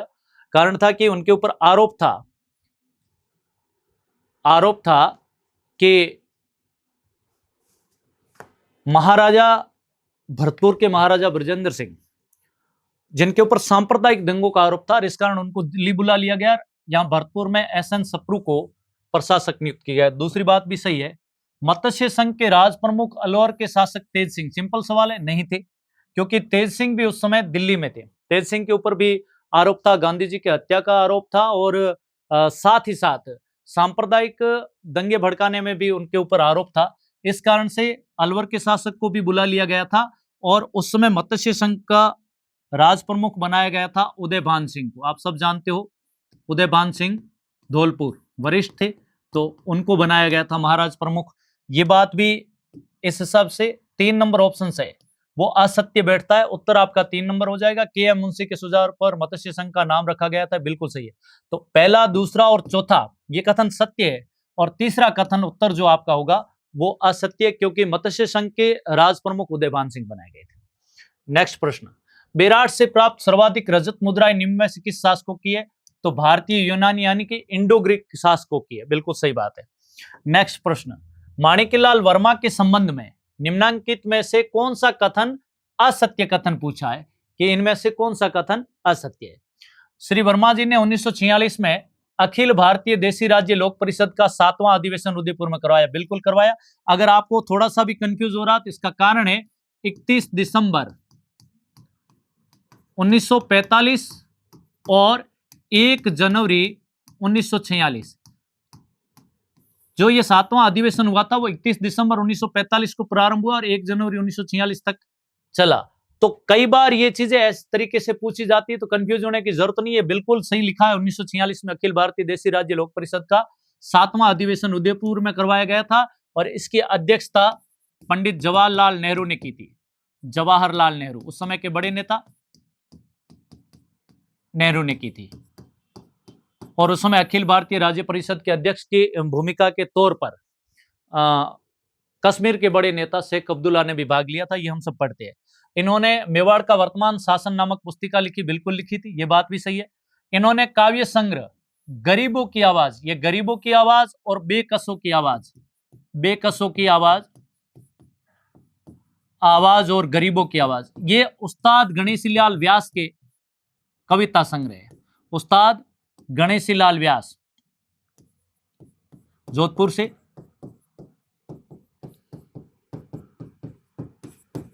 इन्होंने अपने कविता संग्रह जो लिखे हैं वो है गरीबों की आवाज और बेकसों की आवाज। उनकी छोटी छोटी कविताएं जिनका संग्रह किया गया है, बेकसों की आवाज, गरीबों की आवाज। तो ये 3 नंबर ऑप्शन से ये आपका सही हो जाएगा। कारण है, सीधी सी बात है, क्योंकि इसका संबंध है वो गणेशी लाल उस्ताद से है, तो ये असत्य कथन हो जाएगा। माणिकलाल वर्मा और बलवंत सिंह मेहता ने 1938 में मेवाड़ प्रजामंडल की स्थापना की, बिल्कुल की थी। तो तीनों ही सरल है, सीधे सीधे माणिकलाल वर्मा से ऑप्शन मिल रहे। और ये जो बीच वाला ऑप्शन है 3 नंबर वाला, गरीबों की आवाज, ये गणेशी लाल उस्ताद गणेशी लाल व्यास का है।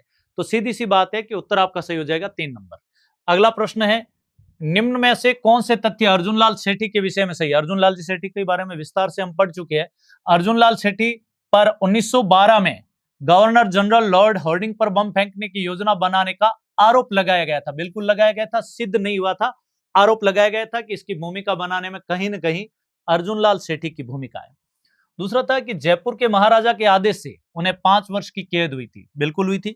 1914 से 1920 के मध्य अजमेर जेल में रखा गया। ये तथ्य जो है ये गलत तथ्य बैठता है, तो 2 बातें सही है, ए और बी सही है। फिर जेल से रिहा होने के बाद उन्होंने अजमेर को अपना राजनीतिक कार्य क्षेत्र बनाया। बिल्कुल, वेलोर जेल से जब वो रिहा किए गए तो फिर बीच रास्ते पूरे भर में रेल में जब आ रहे थे तो उनका भव्य स्वागत किया गया। अजमेर आते ही उनको क्षेत्रीय अजमेर का कांग्रेस का अध्यक्ष बनाया गया था और उन्होंने अजमेर को अपना राजनीतिक कार्य क्षेत्र चुना। तो ए, बी और डी ये तीनों बातें सही है, लेकिन ये सी जो है ये बात सही नहीं, क्योंकि अजमेर जेल में उनको कभी भी नहीं रखा गया था।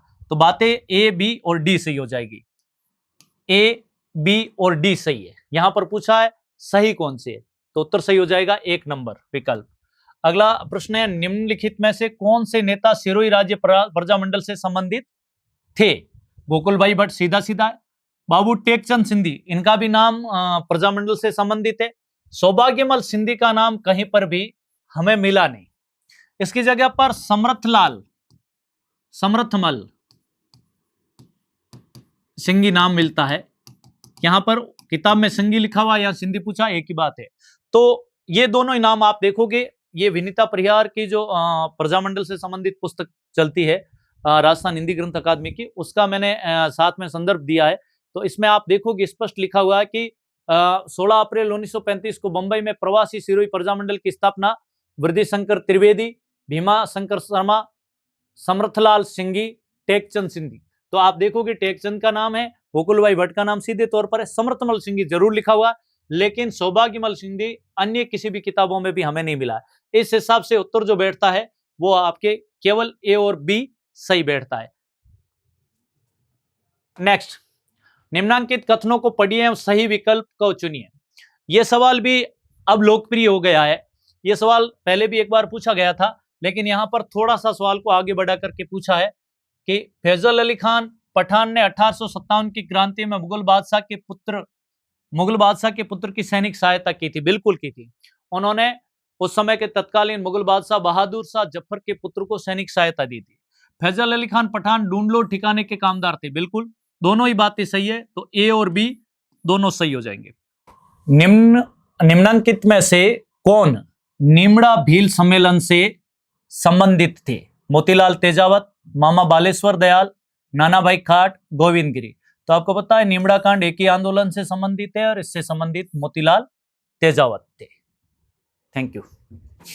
नमस्कार साथियों, स्वागत है आपका सक्सेस पॉइंट के इस ऑनलाइन प्लेटफॉर्म पर। आज हम बात करेंगे वरिष्ठ अध्यापक भर्ती परीक्षा के ग्रुप बी के सामान्य ज्ञान के पहले प्रश्न पत्र की। इसमें मैं यहाँ ज्योग्राफी के प्रश्नों को सॉल्यूशन करवाने के लिए उपस्थित हूँ। हम बात करते हैं पहले प्रश्न की। पहला प्रश्न है, निम्नलिखित तथ्यों के आधार पर नदी की पहचान करें। मैंने काफी हद तक कोशिश की है कि जो आपको पढ़ाई हुए क्लास के अंदर नोट्स हैं उनको यहाँ पर कवर करने की कोशिश की है, लेकिन कुछ जल्दबाजी में नहीं ला पाया हूं, तो उनको आप देख सकते हैं अपने क्लास नोट से मिलान करके। पहला प्रश्न है, निम्नलिखित तथ्यों के आधार पर नदी की पहचान करनी है।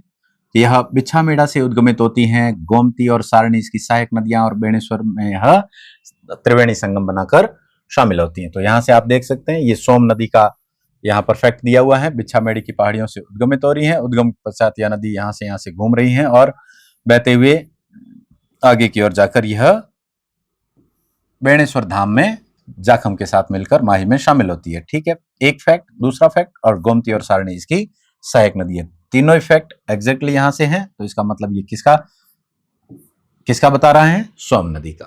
ठीक, एंड नेक्स्ट, पशुगणना 2019 के अनुसार राजस्थान में द्वितीय सर्वाधिक, देखिए सर्वाधिक तो आप लोग कई बार पढ़ते भी हैं बीकानेर को, लेकिन यहां बीकानेर तो फर्स्ट है, सेकंड हाईएस्ट पूछा है, इसका मतलब सेकंड हाईएस्ट कौन है? जोधपुर है। ठीक है, नेक्स्ट, राजस्थान के निम्नलिखित जिलों पर विचार कीजिए और इसके अंतर्गत आप लोगों को बताना है कि सही अवरोही क्रम जनसंख्या घनत्व का कौन सा रहेगा। जनरली हम लोग ये देखते हैं कि हम क्लास के अंदर टॉप 5 को पढ़ते हैं। इस बार आरपीएससी ने इसमें और ज्यादा डीप पूछने का प्रयास किया। हम जब्दोअल को पढ़ते हैं, जिसमें आप लोग ज भ दो अल, यानी कि जयपुर, भरतपुर, दौसा और अलवर, यहां तक तो हम इसमें टॉप 4 को पढ़ते ही हैं, लेकिन यहाँ टॉप 4 तो क्या टॉप 5 भी दिए हुए नहीं है। यहां से इसमें से आपको पहचानना है, तो इसमें से भी हम कोशिश के अनुसार प्रयास करें तो इसमें से निकल सकता है। जनरली हम देखते हैं कि महानगर, इनमें से महानगरों में, बड़े नगरों में अजमेर आएगा, तो सीधा सी बात है अजमेर तो टॉप पे आना ही है, तो आप इससे भी पहचान सकते हैं, इससे पहचान सकते हैं कि अजमेर रहेगा। फिर सेकंड में हम बात करेंगे तो इन नगरों में से आप पहचान सकते हैं कि ज्यादा जो बड़े नगर होते हैं वहां पर जनसंख्या घनत्व तो ऑब्वियसली बात है कि ज्यादा ही होता है। तो एडी यहां से आ गया। अब यहां से बी और सी, बी यानी बी से टोंक ये, और फिर यहां से बूंदी। तो इस तरह से हम देखें तो अजमेर का जो जनसंख्या घनत्व है ये लगभग 320 का है। ठीक, और फिर हम बात करें भीलवाड़ा की, तो भीलवाड़ा लगभग 230 है और टोंक, बूंदी ये आसपास में रहते हैं। तो सॉरी, अजमेर का है 305 और यह लगभग 230 और ये लगभग 192 198 के आसपास में रहता है। तो उत्तर हमारा बन जाएगा ऑप्शन नंबर 2। नेक्स्ट, फिर है ग्रेट बाउंड्री फॉल्ट, जीबीएफ, यानी कि महान सीमांत भ्रंश। राजस्थान के अंतर्गत जब हम लोग इसके भौतिक प्रदेश पढ़ते हैं तो भौतिक प्रदेशों में हमने इसको बड़ी डिटेल से पढ़ा था कि ग्रेट बाउंड्री फॉल्ट जो है ये कहां से शुरू होती हैं? ये शुरू होती हैं बेंगू चित्तौड़गढ़ से। बेंगू चित्तौड़गढ़ से शुरू होने के पश्चात ये कोटा, बूंदी, सवाई माधोपुर, करौली से धौलपुर होते हुए चंबल नदी के समानांतर, किस नदी के समानांतर?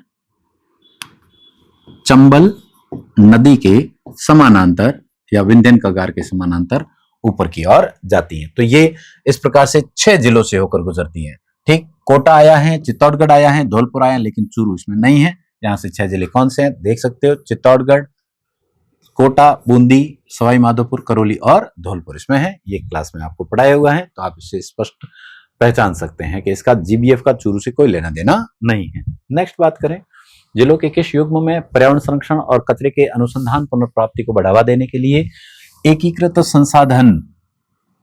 एकीकृत संसाधन पुनर्प्राप्ति पार्क को बनाया गया है, यानी कि एक रिसाइकल प्रोसेस को बढ़ाने के लिए जयपुर के अंदर जमवा रामगढ़ के पास, इसको जमवा रामगढ़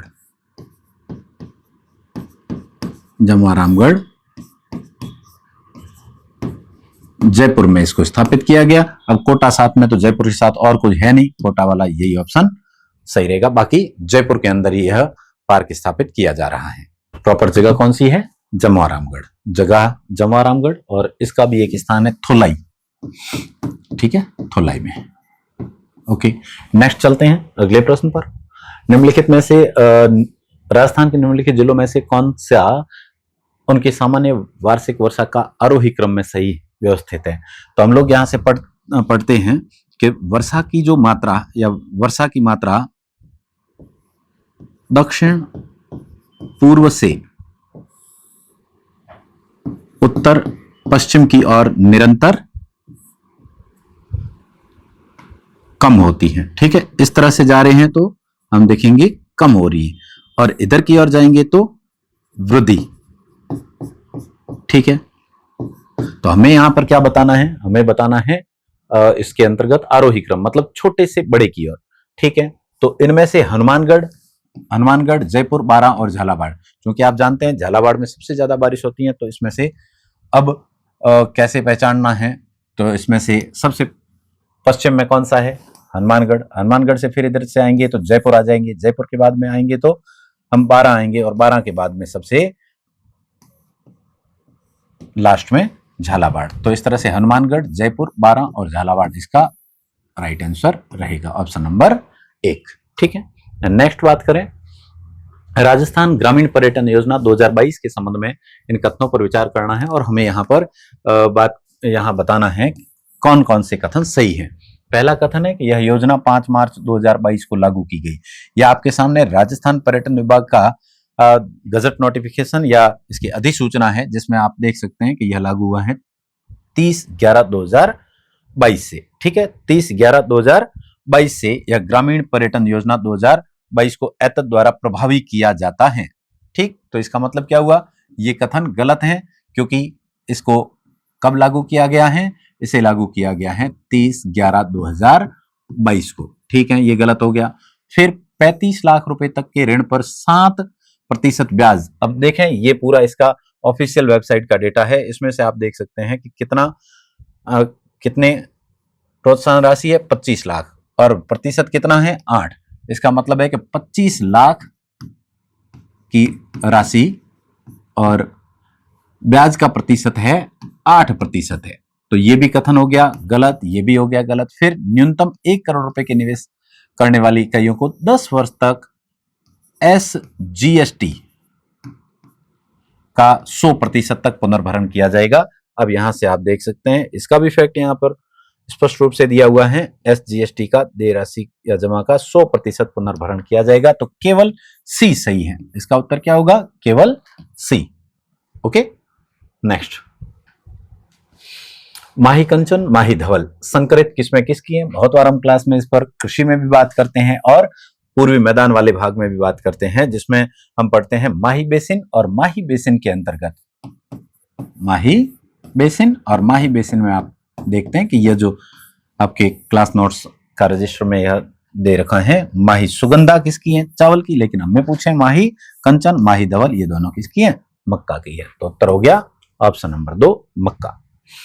नेक्स्ट है, निम्नलिखित युग्मों पर विचार करें और इनमें से कितने युग्म सही हैं? कितने?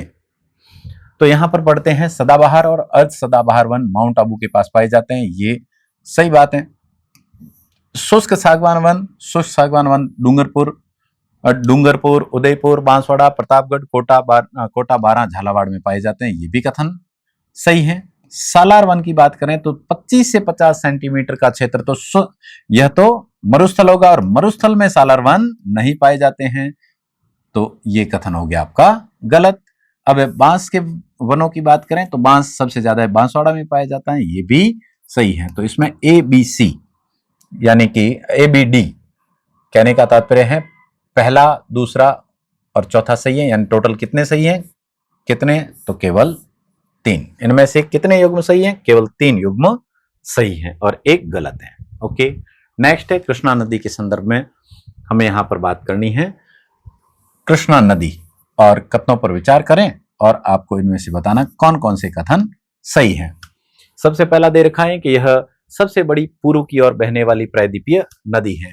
तो जैसा कि हम इसमें कृष्णा नदी का मैं मैप यहां पर साथ में नहीं लाया हूं, कृष्णा नदी जो कि पश्चिमी घाट की पहाड़ियों से निकलती है और पश्चिमी घाट की पहाड़ियों में स्थित महाबलेश्वर, ये देखें यहां से उद्गम कहां है? महाबलेश्वर के पास में। सह्याद्री, यहां से निकलने के पश्चात ये नदी यहां बहते हुए आगे की ओर चलकर कृष्णा गोदावरी के साथ में संयुक्त डेल्टा बनाती हुए कहां शामिल होती हैं? बंगाल की खाड़ी, बे ऑफ बंगाल में जाती हैं, यानी कि पूर्व की ओर बहती हैं। तो इसमें यह भी कहा गया है कि सबसे बड़ी पूर्व की ओर बहने वाली नदी है, जबकि ये गलत है, क्योंकि सबसे बड़ी पूर्व की ओर बहने वाली नदी कौन सी है? गोदावरी नदी है। ठीक है, कौन सी नदी है? गोदावरी नदी कहलाएगी। अब यह सबसे बड़ी पूर्व की ओर बहने वाली प्रायद्वीपीय नदी है, जबकि गोदावरी इसके अंदर होगा। तो ये कथन हो गया गलत। इसका उद्गम सह्याद्री में महाबलेश्वरम से हो रहा है। ये रहा महाबलेश्वरम एरिया, यहां से इसका महाबलेश्वरम से उद्गम होता है। ये कथन सही है।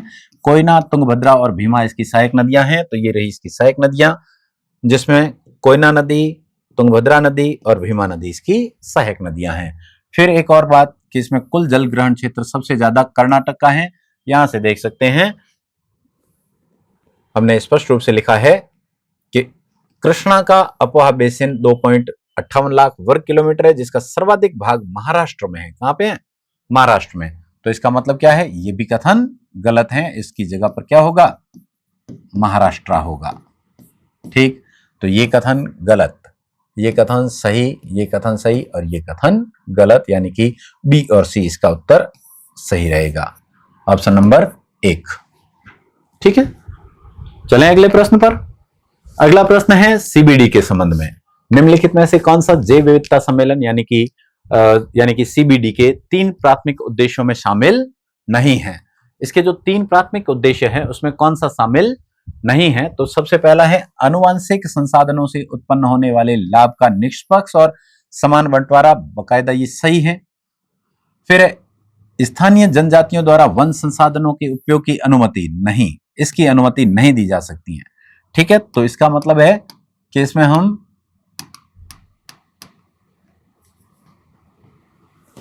ये ऑप्शन सही था, लेकिन जनजातियों द्वारा वन संसाधनों के उपयोग की अनुमति नहीं दी जाती, ये कथन गलत है। जैव विविधता का संरक्षण सही बात है, इसका उद्देश्य है, प्राथमिक उद्देश्य है जैव विविधता के घटकों के टिकाऊ या फिर सतत पोषणीय विकास के आधार पर इसका उपयोग किया जाना, ये भी सही है। तो इसका हमें उत्तर क्या देखना है? जनजातियों वाला ये कथन गलत है, जो हमें यहां पर इसको पहचानना था। उत्तर हो गया ऑप्शन नंबर 2। एंड नेक्स्ट, निम्न में से कौन सी भौतिक आकृति अफ्रीका महाद्वीप में स्थित नहीं है? अफ्रीका महाद्वीप में स्थित नहीं है। देखिए, ड्रैकन्सबर्ग है। ड्रैकन्सबर्ग दक्षिण अफ्रीका के अंतर्गत स्थित एक पर्वतीय क्षेत्र है। ड्रैकन्सबर्ग माउंटेन रेंज है। बी यानी कि हम इसको बाई का पठार भी कहते हैं। क्या बोलते हैं? बी का पठार या बाई का पठार, बाई प्लेट्यू भी कहते हैं। तो ये बाई का पठार कहाँ है? बाई का पठार है अफ्रीका के अंतर्गत है। फिर है कास्केड रेंज। कास्केड रेंज की बात करें तो ये उत्तरी अमेरिका के अंतर्गत स्थित पश्चिमी कार्डिलेरा का भाग है, वेस्टर्न कार्डिलेरा का भाग है उत्तरी अमेरिका में। कटंगा का पठार, ये रहा आपका कटंगा का पठार। ठीक है, तो इसका मतलब क्या? उत्तर होगा हमारा 3। नेक्स्ट, भारत में सितंबर के महीने में पूर्वी जेट की सामान्य स्थिति क्या है? तो आपको पूर्वी जेट की अवधारणा, जो कि हमने पी कोटेश्वरम की अवधारणा में इसको डिटेल पढ़ा था, पी कोटेश्वरम की अवधारणा, और इस अवधारणा को हम पूरी जेट प्रवाह अवधारणा भी कहते हैं। और इसके अंतर्गत हम देखते हैं कि सितंबर महीने के अंदर पूर्वी जेट की स्थिति कहां होती है? तो सितंबर के दौरान ये पेनिनसुलर इंडिया पर इसकी लोकेशन होती है, जो कि लगभग 14 से 15 डिग्री नॉर्थ लैटिट्यूड पर रहेगी, यानी कि 15 डिग्री उत्तरी अक्षांश के आसपास में रहती हैं। ठीक है, नेक्स्ट, विभिन्न देशों के निम्नलिखित क्षेत्रों पर विचार करें और आपको इसमें से बताना है कि किन क्षेत्रों में केवल सर्दियों में ही पछुआ पवनें चलती हैं। निम्न में से किन क्षेत्रों में केवल सर्दियों में ही पछुआ पवनें चलती हैं? तो इसमें हम देखते हैं कि फ्लोरिडा की बात करें तो फ्लोरिडा कहां है? ये है यूएसए के अंतर्गत फ्लोरिडा। ठीक है, इसकी लोकेशन कहां है? इसकी लोकेशन है कर्क रेखा के ऊपर, यानी कि हम ये जानते हैं कि जो पछुआ पवनें होती हैं, ये पछुआ पवनें सामान्यतः 30 डिग्री से 60 डिग्री के बीच में चला करती हैं। और विशेष रूप से अगर इसका पर्टिकुलर एरिया की बात करें तो ये जो एरिया रहेगा ये 35 डिग्री से ऊपर रहेगा। क्यों? क्योंकि 30 से 35 डिग्री जो अक्षांश का क्षेत्र होता है, ये उपोष्ण उच्च वायुदाब पेटी होती है। कौन सी पेटी होती है?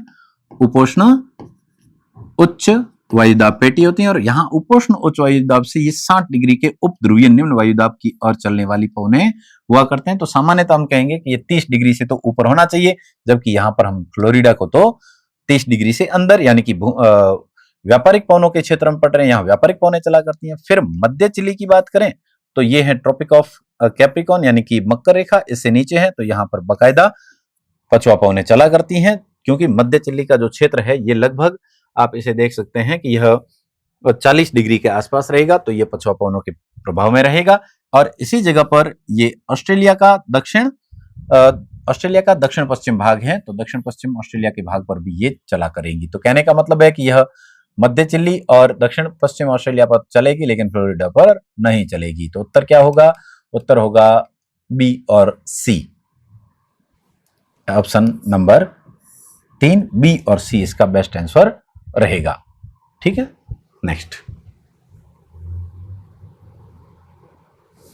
अगला प्रश्न है, विश्व के सर्वाधिक जनसंख्या वाले शीर्ष 10 देशों में से सबसे ज्यादा जनसंख्या का घनत्व कौन से देशों के अंतर्गत है?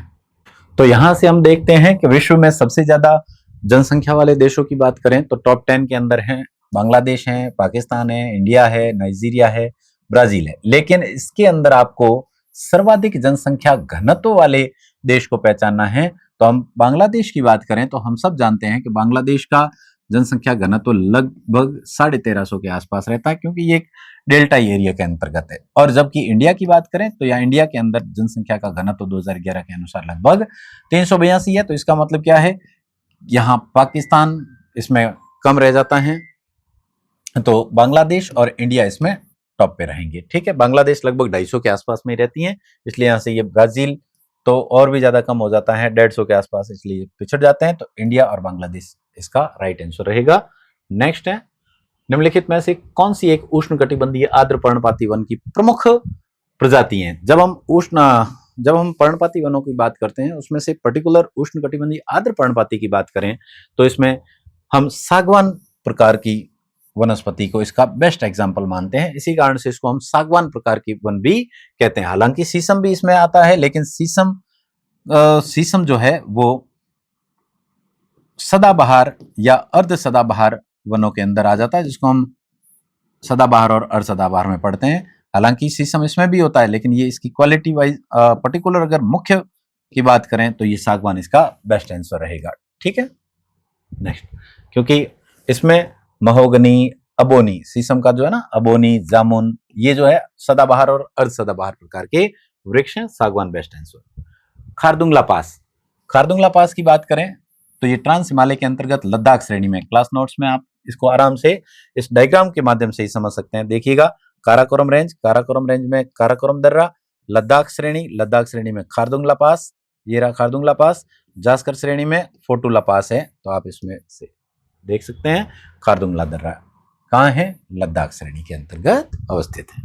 ओके, नेक्स्ट बात करें ग्लोबल एनवायरमेंट आउटलुक रिपोर्ट, जिसको हम GEO-7 भी कहते हैं, के अनुसार विश्व की अनुमानित 8 मिलियन में से कितनी प्रजातियां विलुप्त होने के खतरे पर हैं? तो हम देखते हैं कि यह टोटल अनुमानित 80 लाख प्रजातियों में से 10 लाख प्रजातियां इस लुप्त होने की खतरे पर हैं। अर्थात हम कह सकते हैं कि यह 1 मिलियन होगा। 1 मिलियन मतलब 10 लाख।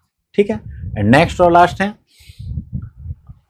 निम्नलिखित फसलों पर विचार करें। कक्षा 12 के अंदर जो चौथा पाठ दिया हुआ है प्राथमिक क्रियाएं, उसके अंदर आप पढ़ सकते हैं कि कृषि फसलों में रोपण कृषि के अंतर्गत हम इन सभी उदाहरणों को पढ़ते हैं।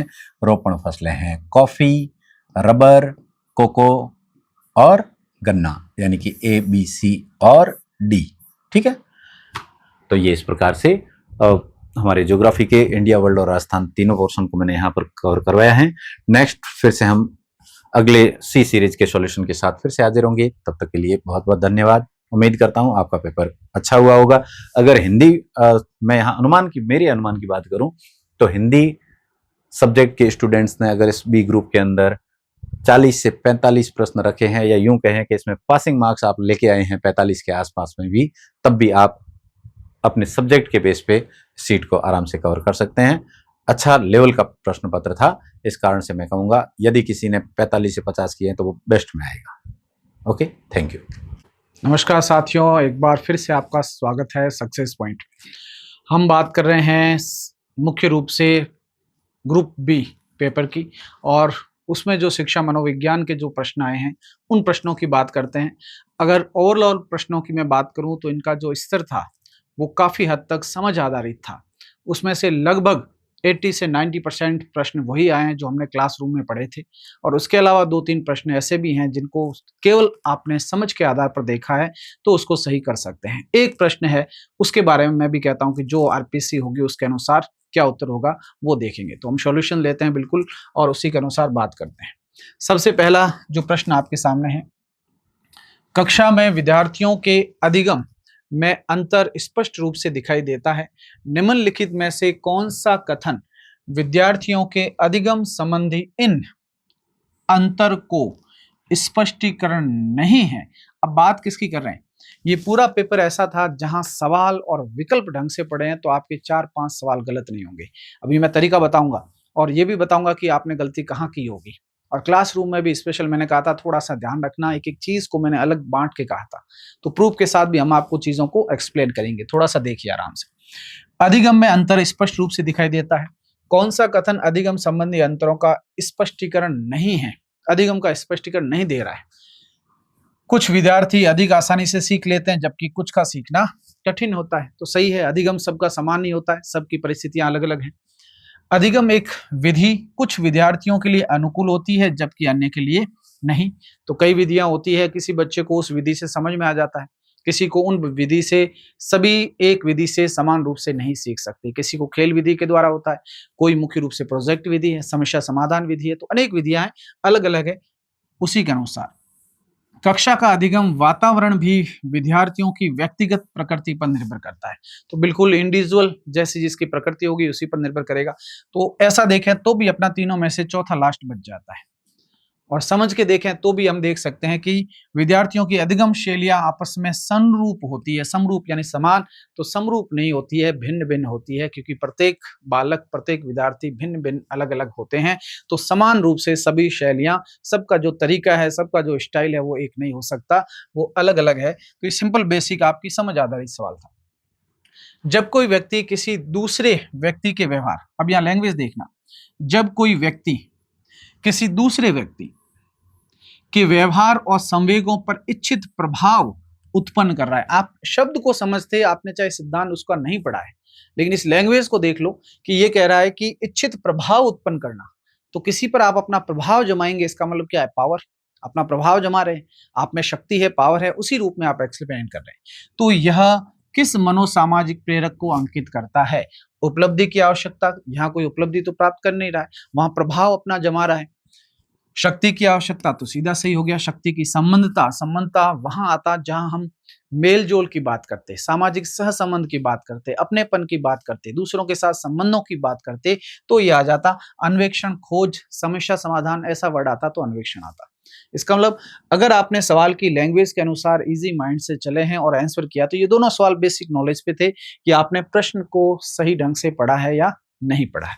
बढ़ते हैं आगे। तीसरा प्रश्न, ये भी इंडिविजुअल डिफरेंसेस से है। दो कथन दिए गए हैं और उनको ध्यानपूर्वक पढ़ना है और सही विकल्प का चयन करना है। कथन ए क्या है? कोई भी दो व्यक्ति बिल्कुल एक जैसे नहीं होते। हमने स्पेशल इंडिविजुअल डिफरेंसेस पहली लाइन ये पढ़ी थी कि संसार का कोई व्यक्ति, और स्पेशल लाइन लिखा ही है मैंने नोट्स में, कि संसार का ऐसा कोई व्यक्ति नहीं है जो समान है, यहाँ तक कि जुड़वा बच्चों में भी पर्याप्त रूप से भिन्नता पाई जाती है। तो बिल्कुल है, क्योंकि व्यक्तिगत विभिन्नताएं वंशानुक्रम और पर्यावरण के कारण उत्पन्न होती है। तो बेसिक दो चीजें इसको सबसे ज्यादा प्रभावित करता है। हमने बहुत सारे कारक लिए थे, लेकिन कहा था कि सबसे ज्यादा इंपॉर्टेंट दो है, वंशानुक्रम और वातावरण। या तो बालक जन्मजात के कारण उसके रंग, रूप, आकार, स्वरूप में अंतर होगा, और या फिर वातावरण यानी उसके गुणों के कारण, बोलचाल के कारण, रुचि, अभिरुचि आदि के कारण अंतर होगा। इसका मतलब आर भी सही है। तो दोनों सत्य है, इसमें तो कोई दिक्कत नहीं है। फिर आता है कि ये इसकी व्याख्या कर रहा है कि नहीं कर रहा है।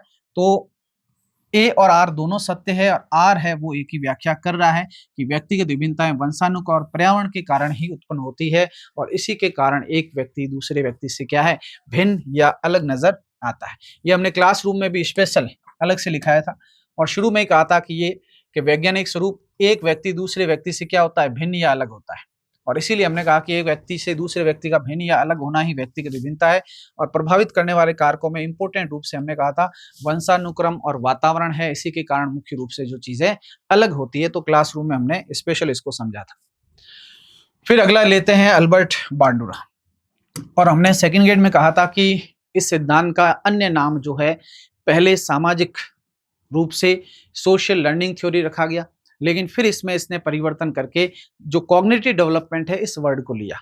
इसीलिए मैंने ये भी बात कही थी कॉग्निटिव का जब भी नाम आएगा तो आप केवल जीन पियाजे मत करना कि कॉग्निटिव जनक या पिता जीन पियाजे को जरूर कहते हैं, लेकिन कॉग्निटिव डेवलपमेंट की बात इन्होंने भी की है। वाइगोस की भी बच्चे के कॉग्निटिव डेवलपमेंट की बात करते हैं। ब्रूनर ने भी कॉग्निटिव डेवलपमेंट के आधार पर अवस्थाओं का वर्णन किया है। तो इसीलिए हमने ये सवाल आ गया, देख लो। प्रभावशाली सामाजिक अधिगम सिद्धांत अल्बर्ट बांडुरा ने मॉडलिंग का विकास एक शक्तिशाली स्रोत के रूप में महत्व दिया, लेकिन बाद में इस सिद्धांत को सामाजिक विकास में रिक्त स्थान के महत्व पर बल दिया। किस पर? प्रेक्षणात्मक तो पहले ही था, प्रेक्षण कह दो, मॉडलिंग सिद्धांत ये तो पहले ही था, अनुकरण कह दो वही है, अनुकरण कह दो, सामाजिक संज्ञान और अनुपयुक्त व्यवहार विश्लेषण, तो ये पढ़ा सामाजिक संज्ञान। और क्लासरूम में भी हमने स्पेशल कहा था कि नाम लिखते वक्त ही हमने कहा था कि सामाजिक अधिगम सिद्धांत पहले है, और यहाँ मैंने कहा था ध्यान रखना कि इसको सामाजिक संज्ञानात्मक विकास कॉग्निटिव डेवलपमेंट थ्योरी के नाम से भी जाना जाता है, कि सोशल कॉग्निटिव थ्योरी, क्योंकि इन्होंने फिर परिवर्तन करके नाम ये रखा, तो ये नाम भी इसी का है, और यही हमने विस्तृत रूप से यहाँ चर्चा की थी। फिर अगला सवाल भी हमने जो क्लासरूम में पढ़ा उसी लाइन से है। विकासात्मक पैटर्न में पूर्व अनुमानित विशेषताएं होती है, निम्नलिखित में से कौन सा सिद्धांत इस कथन को सही सिद्ध नहीं करता है? इस तरह कौन सा सिद्धांत है वो सही सिद्ध नहीं करता है? ये सवाल आया है विकास के सिद्धांतों में, और हमने इंपॉर्टेंट सिद्धांत कहा था कि उनको ध्यान से देखना और उसी के अनुसार व्यवहार है। पूर्व अनुमानित पैटर्न होता है, ये वर्ड भी हमने पहले लिया था कि पूर्व में पैटर्न है उसी का अनुसरण करता है, यानी मुख्य रूप से अगर हम क्रम माने तो भ्रूणावस्था, शिशुअवस्था, बाल्यावस्था, किशोरावस्था, इसी रूप में आगे बढ़ता है, एक पैटर्न होता है। समान विकासात्मक पैटर्न, तो समान विकास पैटर्न चलता है, यही मैंने बात की कि शिशुअवस्था, बाल्यावस्था, किशोरावस्था सभी का पैटर्न समान रूप से, जलवायु परिस्थितियां कोई भी हो, ये एक ही पैटर्न का अनुकरण करता है। सामान्य से विशेष, ये स्पेशल हमने कहा था कि ध्यान रखना थोड़ा सा, इसको कई बार उल्टा कर देता है, तो सामान्य से विशेष या विशेष से सामान्य। तो विकास में हमने कहा था सामान्य क्रियाएं पहले, फिर कोई विशेष क्रिया करना सीखता है। जन्म के समय रोना, फिर धीरे धीरे बोलना सीखता है। जन्म के समय उत्तेजना, फिर धीरे धीरे अन्य समयों का विकास होता है, तो ये भी सही है। विभिन्न क्षेत्रों में एक रूप विकासात्मक दर का सिद्धांत और विकासात्मक निरंतरता का सिद्धांत, निरंतरता वाला सही है क्योंकि विकास निरंतर रूप से जीवन पर्यंत चलता है, ये भी हमने पढ़ रखा है। तो ये कहां से आ गया? ये हमने जो नियम पढ़ा था कि बालक बालिकाओं की विकास दर में भिन्नता पाई जाती है, और यहाँ क्या कह रहा है? एक रूप, यानी एक रूप से जो दर है वो दर है सिद्धांत। तो ये दर का सिद्धांत एक रूप नहीं है, भिन्नता का सिद्धांत है। और यही हमने कहा था कि बालक और बालिकाओं की विकास दर में भिन्नता पाई जाती है। एग्जाम्पल भी लिखा था कि पूर्व किशोर अवस्था में जो है बालिकाएं विकास दर में आगे होती है, और उत्तर किशोर अवस्था में बालक फिर विकास दर में आगे निकल जाते हैं। इस कारण एक रूप विकास दर नहीं होगी। ये स्पेशल सिद्धांत हमने तीसरा नंबर जो पढ़ा था उसी में लिखा था। अगला लेते हैं जीन पियाजे का। बढ़िया सवाल आया, क्वालिटी आई, और हमने जो शब्द लिखे उसी शब्दों के आधार पर स्पेशल मैंने अर्थ भी समझाया था कि कौन से शब्द का क्या अर्थ है, क्यों कहते हैं, और कहा था दो विशेषताएं इसमें याद रखना, तो भी आप इस सवाल को सही कर लेते। बढ़ते हैं और समझते हैं थोड़ा सा सवाल। सबसे पहला, पियाजे के अनुसार निम्नलिखित कौन सी संज्ञानात्मक प्रक्रियाएं औपचारिक या अमूर्त कह दें, फॉर्मल स्टेज, औपचारिक सक्रियात्मक अवस्था में प्रदर्शित करते हैं, किंतु मूर्त संक्रियात्मक अवस्था, कॉन्क्रीट मूर्त कह दें, ठोस कह दें, में नहीं। यानी ये कह रहा है इनमें से कौन सी है वो औपचारिक की विशेषता है किंतु मूर्त की नहीं है। तो देखते हैं कौन कौन सी है। समस्या के सभी संभावित समाधानों के साथ व्यवस्थित विश्लेषण, ये किस अवस्था का है? औपचारिक। ये स्पेशल हमने पढ़ा था, ये देख लो, अमूर्त या औपचारिक, यह हमने कहा था किसी भी समस्या का संभावित हल तय करना, इसीलिए इसको परिकल्पित निगमनात्मक तर्क अवधि कहते हैं। यानी कोई भी समस्या है उसका संभावित समाधान, व्यवस्थित विश्लेषण करना, इसीलिए हमने कहा था परिकल्पना उपकल्पना का अर्थ यही होता है। और नोट्स में भी स्पेशल लिखा था कि किसी भी समस्या का संभावित हल तय करना मुख्य रूप से परिकल्पना या उपकल्पना कहलाता है और ये इसकी मुख्य विशेषता है, इसीलिए इसको परिकल्पित निगमनात्मक तर्क अवधि के नाम से भी जाना जाता है। इसका मतलब ये सीधा आ गया औपचारिक में। फिर तार्किक दृष्टिकोण, ये भी स्पेशल लिख रखा है हमने, अमूर्त चिंतन, तार्किक चिंतन, परिकल्पना, ये 3 वर्ड मैंने कहा था स्पेशल ध्यान रखना, ये इसी अवस्था में आते हैं कि अमूर्त चिंतन, तार्किक चिंतन और परिकल्पनात्मक चिंतन है वो मुख्य रूप से किस अवस्था की विशेषता है, अमूर्त या औपचारिक अवस्था, यानी ये भी इसके अंतर्गत आ गया। अब देखना ध्यान रखना, अगर ये पूछता ठोस वस्तुओं के आधार पर तार्किक तो उसमें आ जाता, लेकिन ठोस नहीं दे सीधा तार्किक दे, इसीलिए मैंने वर्ड लिखा कि सीधा तार्किक चिंतन अमूर्त चिंतन आए तो आपको यहां पर सीधा करना है, यानी ये भी औपचारिक की विशेषता है।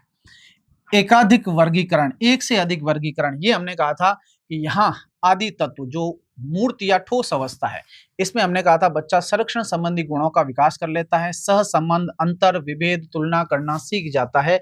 इसका मतलब यहाँ मुख्य रूप से एक से अधिक वस्तुओं का वर्गीकरण करना सीख जाता है कि रंग अलग है, रूप अलग है, और इसी को हमने संरक्षण का गुण भी कहा था कि किसी पदार्थ के रंग रूप में होने वाले परिवर्तन को तत्व में होने वाले परिवर्तन से अलग करने की क्षमता को संरक्षण कहा जाता है और इसमें वस्तुओं को अलग अलग रूप से वो वर्गीकृत कर सकता है।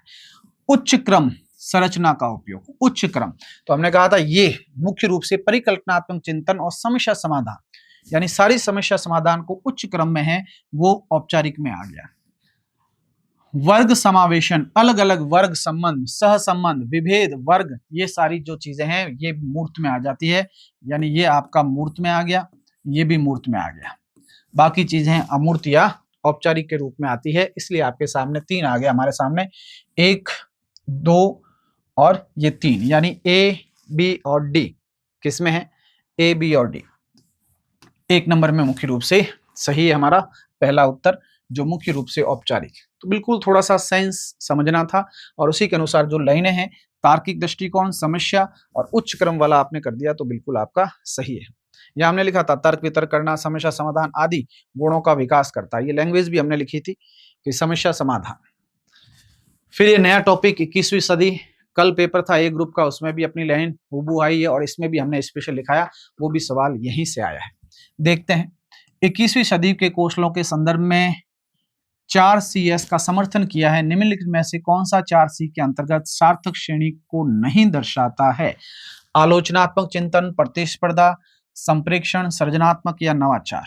और इसीलिए हमने कहा था, यहां मैंने कहा था 12 ये याद रख लेना, एक तो 4C, IMT और फ्लिप्स, ये हमने कहा था ये कम से कम 12 याद कर लेना, इसमें आपको 1-2 सवाल मिल जाएंगे, इसी पेज में मिल जाएंगे, ये भी क्लास में क्या था, इस पेज को याद कर लेना, इसमें आपको प्रश्न मिल जाएंगे। और ये 4C स्पेशल यहाँ इसको अंडरलाइन भी कर रखा है और कहा था कि मुख्य रूप से 4C ये याद रखना, क्रिटिकल थिंकिंग, आलोचनात्मक आ गया, इसका मतलब ये तो है। फिर हमने कहा संप्रेक्षण, ये भी मुख्य रूप से आ गया, सृजनात्मकता, क्रिएटिविटी, ये भी है, इसका मतलब सीधा ये हो गया। और हमारा जो इसमें नहीं दर्शाता, इसका मतलब ये नहीं दर्शाता, बाकी तीनों हैं वो इस 4 नंबर C का हिस्सा है। तो इस एक पेज को कहा था कि एक पेज को आप याद कर लेना और 12 याद है, इसका मतलब आपका सवाल आपको मिल जाएगा और ये सवाल आपको मिल गया।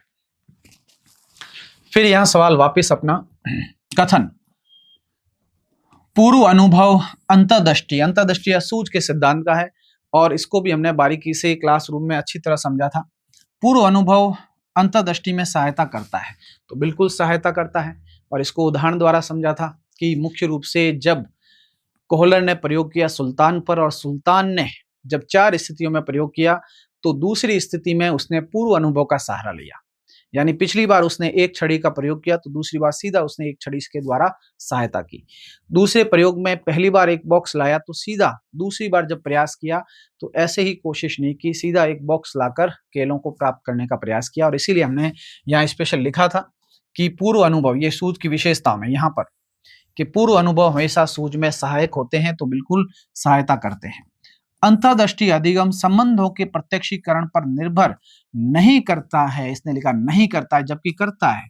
क्योंकि यहाँ पूर्ण प्रत्यक्षीकरण तो सिद्धांत की मेन थीम है। आप पूरी परिस्थिति है, उस परिस्थिति का क्या करते हैं, प्रत्यक्षीकरण करते हैं, अवलोकन करते हैं, और फिर अचानक क्या उत्पन्न होती है, सूझ होती है। यानी यहाँ संपूर्ण परिस्थिति का जो है वो मुख्य रूप से, ये देखो स्पेशल क्लासरूम में भी लिखाया था कि संपूर्ण परिस्थिति का अवलोकन करता है परिस्थिति का। और यहाँ लैंग्वेज भी एक एक लिखाई थी कि जब व्यक्ति के सामने कोई समस्या उत्पन्न होती है तो उसका समाधान करने की कोशिश करता है, असफल हो जाता है, निष्क्रिय होकर बैठ जाता है, फिर संपूर्ण परिस्थिति का अवलोकन प्रत्यक्षीकरण करता है, और फिर अचानक सूझ उत्पन्न होती है और व्यक्ति समस्या का समाधान कर लेता है। इसका मतलब ये कथन तो सही है लेकिन ये गलत है। तो अपना उत्तर क्या हो गया, ए सत्य है लेकिन आर गलत है। फिर अगला सवाल, ये बेसिक सवाल है जिस समझ आधारित है, और समझ आधारित सही किया तो कहीं कोई दिक्कत नहीं है। एक शिक्षक ने विद्यालय में कुछ ऐसी स्थितियां देखी जिसमें कुछ में कुसमायोजन को रोकने के लिए, अब देखो यहां वर्ड को ध्यान देना कि स्थितियां देखी, कुसमायोजन को रोकने के लिए हस्तक्षेप की आवश्यकता थी। निम्नलिखित में से उन स्थितियों का चयन कीजिए। अब कौन सी स्थितियों का चयन करना, जो कुसमायोजन का कारण है, कुसमायोजन का कारण है, उन स्थितियों को देखना है ताकि टीचर को हस्तक्षेप की आवश्यकता हो। सवाल को समझना बहुत जरूरी है, ठीक है। तो इसका मतलब यहाँ हमें स्थितियां वो देखनी है जो कुसमायोजन का कारण है। शिक्षक का पर्याप्त प्रशिक्षण, अगर टीचर है बिल्कुल पर्याप्त रूप से प्रशिक्षण प्राप्त करता है तो उसे कहीं जरूरत नहीं है, कुसमायोजन होगा ही नहीं। अपर्याप्त पाठ्यक्रम, पाठ्यक्रम अपर्याप्त है, इसका मतलब ये स्थिति हो सकती है। मनोरंजन सुविधाओं का प्रावधान, मनोरंजन की व्यवस्था है तो कुसमायोजन होगा नहीं, कि बच्चा है वो मेंटली भी फिट रहेगा। शिक्षक छात्र संबंध में संयम, यहाँ वर्ड हिंदी तो संयम दिया है लेकिन इंग्लिश में वर्ड साफ लिखा है कि रेस्ट्रिक्टेड, यानी वहां कहीं न कहीं आप पर नियंत्रण रख रहे हैं, कंट्रोल रख रहे हैं, छूट नहीं दे रहे हैं। इसका मतलब ये नेगेटिव स्थिति हो गई। तो हमारा सीधा सा सवाल मिल गया कि बी और डी, बी और डी किसमें है देख लेते हैं। बी और डी, 3 नंबर हमारा सही है। बढ़ते हैं आगे। ये सवाल पावलोव का सवाल है, प्राचीन या शास्त्रीय अनुबंधन का सिद्धांत। और हमने इस सिद्धांत की जब बात की थी तो कहा था ये ऐसा सिद्धांत है जहां आपको थोड़ा सा अटेंशन, 3-4 सेकंड सोच के उत्तर दोगे तो बिल्कुल सही दोगे। और मैंने स्पेशली सिद्धांत में हिंदी, इंग्लिश वर्ड, शॉर्ट में वर्ड और आसपास जितने सवाल एग्जाम में बने हुए हैं वो सारे आपको पूछे भी हैं क्लास में और डिफाइन भी किया। ये आपके सामने पूरा क्लासरूम वाला भी है। तो पहले इस सवाल को पढ़ते हैं। जिसने सही पढ़ा और सही अप्लाई किया वो बिल्कुल सही गया है। क्या सवाल है, निम्नलिखित में से कौन सा कथन अधिगम के सबसे सरल रूप में शास्त्रीय अनुबंधन सिद्धांत के तौर पर अनुपयुक्त है, यानी सही नहीं है। अनुबंधित उद्दीपक आमतौर पर अन्य प्रतिस्पर्धी उद्दीपकों से अलग होता है। तो ये बिल्कुल सही है, ये तो अलग होता है क्योंकि इसको अनुबंधित किया जाता है, जोड़ा जाता है वापस। अनुबंधन होने से पहले तटस्थ उद्दीपक को अनानुबंधित उद्दीपक के साथ कई बार जोड़ा जाना चाहिए। बिल्कुल आप जोड़ोगे तभी अनुबंधन प्रभावी होगा, क्योंकि जब तक 2 उद्दीपकों को नहीं जोड़ा जाएगा, उनमें साहचर्य उत्पन्न नहीं होगा, तब अनुकूलित या अनुबंधित अनुक्रिया नहीं होगी। अनुबंधित उद्दीपक और अनानुबंधित उद्दीपक बहुत निकट होने चाहिए, बिल्कुल ज्यादा दूरी नहीं होनी चाहिए। जितने निकट होंगे उतना मुख्य रूप से अनुबंधन प्रभावी होगा। ऐसे देखें तो भी अपना चौथा नंबर आ जाता है, लेकिन कईयों की क्या है, पेपर में विकल्प ऊपर नीचे थे, तो कईयों के ये पहला विकल्प भी था, तो उसने क्या है कि जल्दबाजी में उसने पढ़ा नहीं, वो अनानुबंधित अनुबंधित में उलझ जाता है।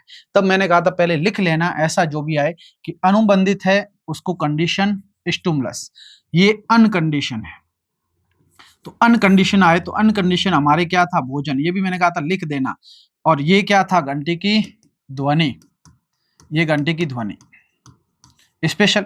ये देखो यहां भी हमने कहा था यूएस, यहाँ यूएस क्या है, भोजन। यहां अलग से लिखा था अनुबंधित उद्दीपक सीएस, क्या है, घंटी की ध्वनि। और इसीलिए कहा था, अब आप देखो कि भोजन घंटी की ध्वनि से पहले आना चाहिए। ये अनुबंधित अनानुबंधित अनुबंधित उद्दीपक से पहले आना चाहिए, यानी यहां ये इसकी बात कर रहा है कि इस घंटी की ध्वनि से पहले अगर आप भोजन को प्रस्तुत करोगे तो पहले भोजन प्रस्तुत करोगे तो मैंने कहा पहले हलवा खिला दोगे और फिर घंटी बजाते रहोगे तो घंटी बजाते रहो, कोई फर्क नहीं पड़ने वाला। यानी ये पक्षगामी अनुबंधन की बात कर रहा है, यानी इसके क्रम को उल्टा कर देना। और जब हमने बात की थी सबसे कम प्रभावी अनुबंधन इसी में होगा, क्योंकि आपने सिचुएशन चेंज कर दी है, क्योंकि यहां हमने स्पेशल समझ रखा था कि अनुबंधन के समय क्या होगा, पहले घंटी की ध्वनि, पहले किसको प्रस्तुत करोगे, CS को, उसके बाद क्या दोगे, US को दोगे। और यहाँ तो ये कह रहा है कि US जो है वो CS से पहले दिया जाना चाहिए। पहले मतलब ये पहले US है बाद में CS है, इसका मतलब यहाँ अनुबंधन कम प्रभावी होगा। तो सीधा सही आपका गलत आंसर हो गया। तो यहाँ केवल 3-4 सेकंड का समझना था, और समझा जिसने वो आराम से करके आया, और जिसने मैंने पढ़ाया था एक एक चीज को अलग अलग करके। और यहाँ सारे सवाल पूछे थे कि पहले घंटी की ध्वनि आएगी या भोजन, तो यहाँ कहा था पहले घंटी की ध्वनि, फिर लार कौन सी होगी, UR या CR, फिर कहा था U आए तो U करना, C आए तो C करना, और शॉर्ट में भी ये सारणी बना के लास्ट में भी समझाया था। तो उम्मीद करते हैं आपने इसको सही किया होगा। फिर स्टर्नबर्ग का ए पेपर में भी आया, सेकंड में आया, दोनों को हमने जोड़ा था, उपनाम भी बताए थे। और कल वाले पेपर में हमने कहा था 3 है, घटकीय, आनुभाविक, सांदर्भिक, और जोड़ा भी था हमने घास, है ना, घटकीय, आनुभाविक, सांदर्भिक। और फिर हमने कहा था इसके साथ उपनाम भी है, इसको हम कहते हैं विश्लेषण। तो मैंने कहा इसमें कहीं दिक्कत नहीं होती, घट यानी घड़ा, और घड़ा यानी ये इंटेलिजेंस से संबंधित है, ये विश्लेषण से संबंधित, ऐसे हमने जोड़ा था। फिर मैंने कहा था अनुभव और संदर्भ में गड़बड़ होता है। एक है रचनात्मक की बात करता है कि हम किस प्रकार से रचना करेंगे, और दूसरा संदर्भ विशेष में आपके जो अनुभव है उस किस प्रकार से होगा। तो इसी को हमने स्पेशल क्लासरूम में यहाँ डिफाइन किया था, देख लें कि 3 घटक होते हैं, घास, और इसको हमने कहा था इसको विश्लेषण कहते हैं, इसको रचनात्मक कहते हैं, इसको व्यवहारगत कहते हैं। और यहाँ एक एक को हमने डिफाइन भी किया था। पहला क्या कहता है, घटकीय, ये विभिन्न प्रकार की संज्ञानात्मक इकाइयों, मानसिक प्रक्रियाओं और बौद्धिक घटक, यानी यहाँ हमने स्पेशल बात की है कि ये कैसा है, विश्लेषण। तो सीधा हमारा आ गया कि घटकीय इंटेलिजेंस है, तो इसमें देख लेते हैं कौन सा घटकीय। समस्या समाधान के लिए सूचनाओं का क्या करना, विश्लेषण। आ गया विश्लेषण, इसका मतलब सीधा ए है वो 2, A2 इसमें भी आ रहा है और इसमें भी आ रहा है, ठीक है। अब देखते हैं दूसरा, अनुभव का हमने क्या लिखा था, अनुभव हमने लिखा था रचना, क्या लिखा था, अनुभविक, रचनात्मक कहते हैं कि अनुभव किस प्रकार बुद्धि को प्रभावित करते हैं। यहाँ शॉर्ट में भी कहा था कि एक नाम याद रखना, घटकीय, विश्लेषण, अनुभविक, रचनात्मक, संदर्भ, व्यवहारगत, जो व्यवहार यानी किसी संस्कृति विशेष या सामाजिक वातावरण में कौन से व्यवहार बुद्धिमत्तापूर्ण कहे जाएंगे, यानी संस्कृति में रोजमर्रा के कार्यों में बुद्धिमत्तापूर्ण कहे जाएंगे। तो आपने बिल्कुल सही किया, यहाँ विश्लेषण। अनुभव जो मुख्य रूप से क्या आ गया, रचनात्मक, यानी बी है उसका सही है 3, बी का 3 और सी का 1, तो सीधा सा हमारा उत्तर सही हो गया 2 नंबर। तो बिल्कुल जो हमने पढ़ा उसी के अकॉर्डिंग आपके सामने सवाल है, और उम्मीद करते हैं आपने बिल्कुल सही किया होगा। एक एक को हमने डिफाइन किया था, शॉर्ट में भी इसको समझा था। अगला सवाल, निम्नलिखित में से कौन सा कथन मनोविज्ञान और शिक्षा मनोविज्ञान के अध्ययन क्षेत्र में स्पष्ट अंतर बताता है। अब देखो ये ऐसा सवाल है जहां मैं भी देख सकता हूं कि एग्जामिनर जो करेगा उसके अनुसार फाइनल होगा। हम जो बता रहे हैं अपनी लाइनों के अनुसार, अपने प्रूफ के अनुसार या मेरी सोच के आधार पर मैं बता रहा हूं कि इसका उत्तर क्या हो सकता है। देखो बात कर रहा है शिक्षा मनोविज्ञान, और यहाँ बात कर रहा है मनोविज्ञान, और अंतर की बात कर रहा है। जब हमने इन शब्दों को पढ़ा था कि मनोविज्ञान व्यवहार का अध्ययन करता है और शिक्षा मनोविज्ञान व्यवहार का परिमार्जन करता है, और स्पेशल परिभाषाओं में हमने पढ़ा था कॉल्सनी की परिभाषाएं कि शिक्षा मनोविज्ञान मनोविज्ञान के सिद्धांतों और प्रयोगों का शिक्षा के क्षेत्र में अनुप्रयोग है। तो शिक्षा के क्षेत्र में अनुप्रयोग करना, शिक्षा के क्षेत्र में अध्ययन करना, यही क्या है, शिक्षा मनोविज्ञान। बाकी मनोविज्ञान तो व्यवहार का अध्ययन और मनोविज्ञान विस्तृत अध्ययन है। हम कौन सा पढ़ते हैं, शैक्षणिक परिस्थितियों में जो अध्ययन किया जाता है। तो परिभाषाएं जो हमें एक्सप्लेन करती है उनके आधार पर मेरे अनुसार जो उत्तर होगा वो आपके सामने है। इसमें सभी जीवित प्राणियों के व्यवहार और उनके जीवन की गतिविधियों को शामिल किया जाता है। तो जीवित प्राणियों के व्यवहार यानी इसका शिक्षा मनोविज्ञान का जीवित प्राणियों से कोई लेना देना नहीं है, मनोविज्ञान का है। लेकिन यहाँ पूछा है कि मनोविज्ञान और शिक्षा मनोविज्ञान के अध्ययन क्षेत्र में स्पष्ट अंतर कौन सा बता रहा है? तो हम यहाँ पर अगर शिक्षा मनोविज्ञान की बात करें तो यहाँ अगला बिंदु है, शिक्षा का विज्ञान मुख्य रूप से शिक्षण अधिगम की समस्याओं से संबंधित है। तो समस्याओं से संबंधित है, ठीक है। शिक्षार्थियों की शैक्षणिक आवश्यकताओं को पूरा करना और उनके व्यक्तित्व का सर्वांगीण विकास करना, ठीक है। शिक्षार्थियों के व्यवहार का उनके शैक्षणिक वातावरण के संदर्भ में अध्ययन करना। मेरे अनुसार ये शिक्षा मनोविज्ञान को अगर हम डिफाइन करें मनोविज्ञान से अलग करने का, तो मनोविज्ञान की वह शाखा जो शैक्षणिक परिस्थितियों में बालक का अध्ययन करता है वो शिक्षा मनोविज्ञान है। बाकी मनोविज्ञान की और बहुत सी शाखाएं हैं, बाल विकास भी है, किशोर मनोविज्ञान भी है, पर्व मनोविज्ञान भी है, ठीक है। तो ऐसी बहुत सी शाखाएं हैं जो मनोविज्ञान का ही क्षेत्र है। लेकिन शिक्षा मनोविज्ञान अलग कैसे है? तो शिक्षा मनोविज्ञान व्यक्ति के व्यवहार का अध्ययन शैक्षणिक वातावरण के संदर्भ में करती है, वो शिक्षा मनोविज्ञान है। और इसी कारण हम मनोविज्ञान को शिक्षा मनोविज्ञान से अंतर करते हैं। जहां तक मेरा नॉलेज है उसके अनुसार ये होना चाहिए।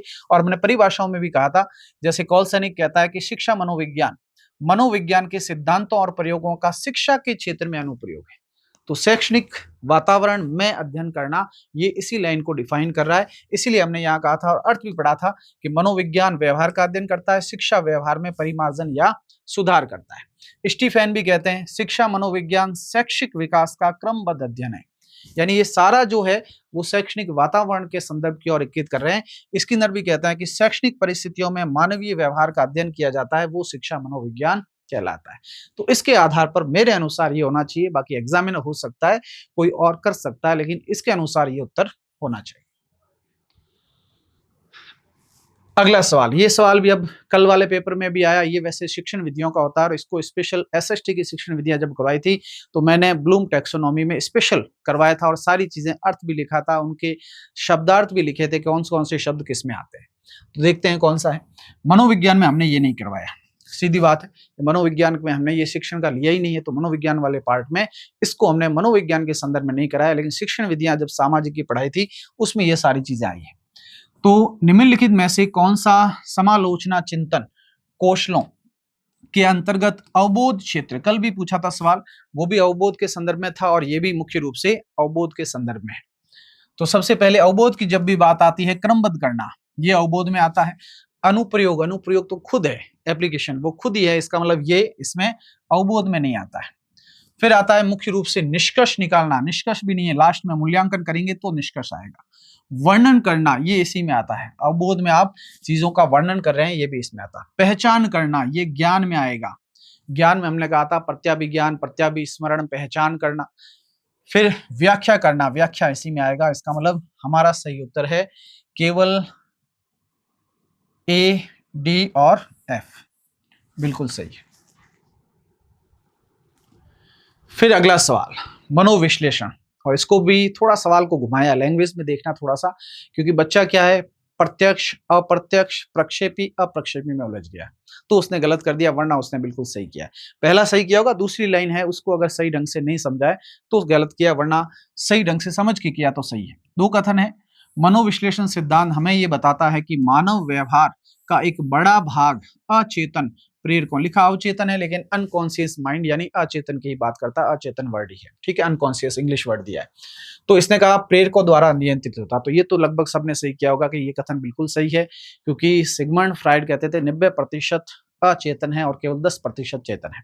इसका मतलब बहुत बड़ा भाग है, और इसकी तुलना बर्फ के शिलाखंड से भी की, ये भी हमने बात अलग से पढ़ी। इसका मतलब ये कथन तो सही है। ये तो दूसरा, व्यक्तित्व आकलन की प्रत्यक्ष विधियां हमारे व्यवहार के अचेतन को उजागर कर सकती है। आप ध्यान रखना, प्रत्यक्ष अप्रत्यक्ष शब्द, डायरेक्ट इनडायरेक्ट अलग है, प्रक्षेपी अप्रक्षेपी अलग है। अप्रत्यक्ष विधियां और प्रत्यक्ष विधियां, प्रत्यक्ष का मतलब डायरेक्ट सामने, व्यक्ति खुद कहता है, समझता है, तो इसमें क्या आता है कि चेतन मन आता है प्रत्यक्ष में। अप्रत्यक्ष मतलब सीधे ना बताकर किसी अन्य उद्दीपक के माध्यम से, यानी इसमें वो प्रक्षेपण करता है। तो प्रक्षेपी जो विधियां है वो मुख्य रूप से जो आती है वो अप्रत्यक्ष रूप में आती है, प्रत्यक्ष नहीं आती। तो इसने कहा प्रत्यक्ष विधियां हमारे व्यवहार का उजागर करती है, ये गलत है। हमने समझाया था, क्लास में देख लेते हैं। क्लास में जो हमने स्पष्ट किया था, पहला तो मनोविश्लेषणवाद, जनक या और इसमें हमने कहा था फ्राइड ने व्यक्ति का असामान्य व्यवहार का मुख्य कारण क्या माना है? अचेतन मन माना है। इसलिए हमने कहा था अचेतन मन है वो मुख्य रूप से इस सिद्धांत का बहुत बड़ा भाग है, और इसकी अलग से भी व्याख्या की थी कि यह कुल मन का 90% है, और उसी के अनुसार हमने बात की थी। दूसरा हमने कहा ये प्रक्षेपी विधियां, इसका अर्थ लिखा है कि प्रक्षेपण शब्द का अर्थ होता है थोपना, फेंकना, और इन विधियों में व्यक्ति अपने विचारों को स्वयं न बताकर, यहाँ वर्ड देखो, जिसमें व्यक्ति अपने विचारों को स्वयं सीधे न बताकर, सीधे नहीं बताता है, सीधा यानी प्रत्यक्ष, प्रत्यक्ष न बताकर किसी अन्य उद्दीपक के माध्यम से प्रकट करते हैं, इसमें अचेतन मन की बातों का पता लगाया जाता है।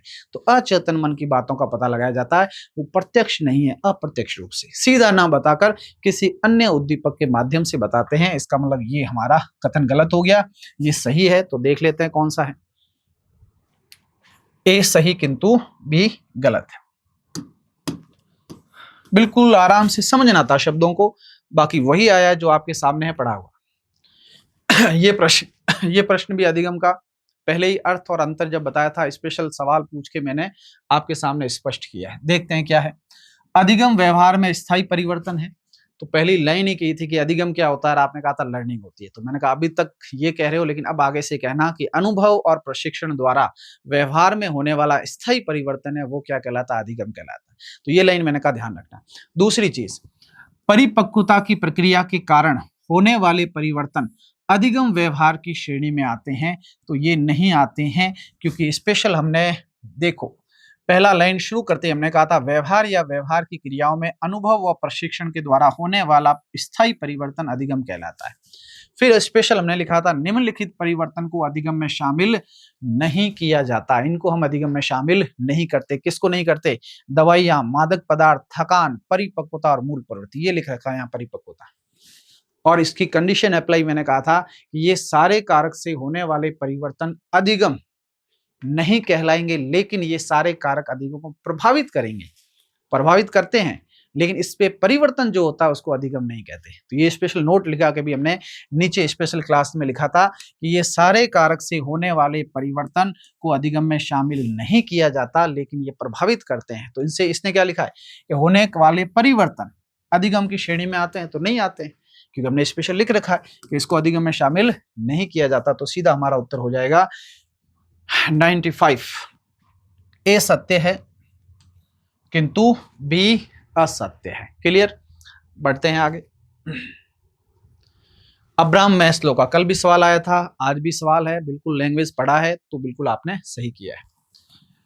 मैस्लो की आवश्यकताओं के पदानुक्रम के अनुसार यदि कोई व्यक्ति, देखो इसने वर्ड दे दिया, असुरक्षित महसूस करता है और परिणाम स्वरूप उसे अकादमिक अधिगम पर ध्यान केंद्रित करने में क्या हो रही है?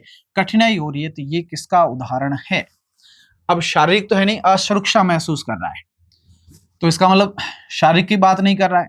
दूसरा अकादमिक अधिगम, तो इसकी भी बात नहीं है, आत्म वास्तविकरण नहीं है। ये सुरक्षा और अपनापन की बात कर रहा है, यानी अपने आप को असुरक्षित महसूस कर रहा है, तो सुरक्षा की आवश्यकता होती है।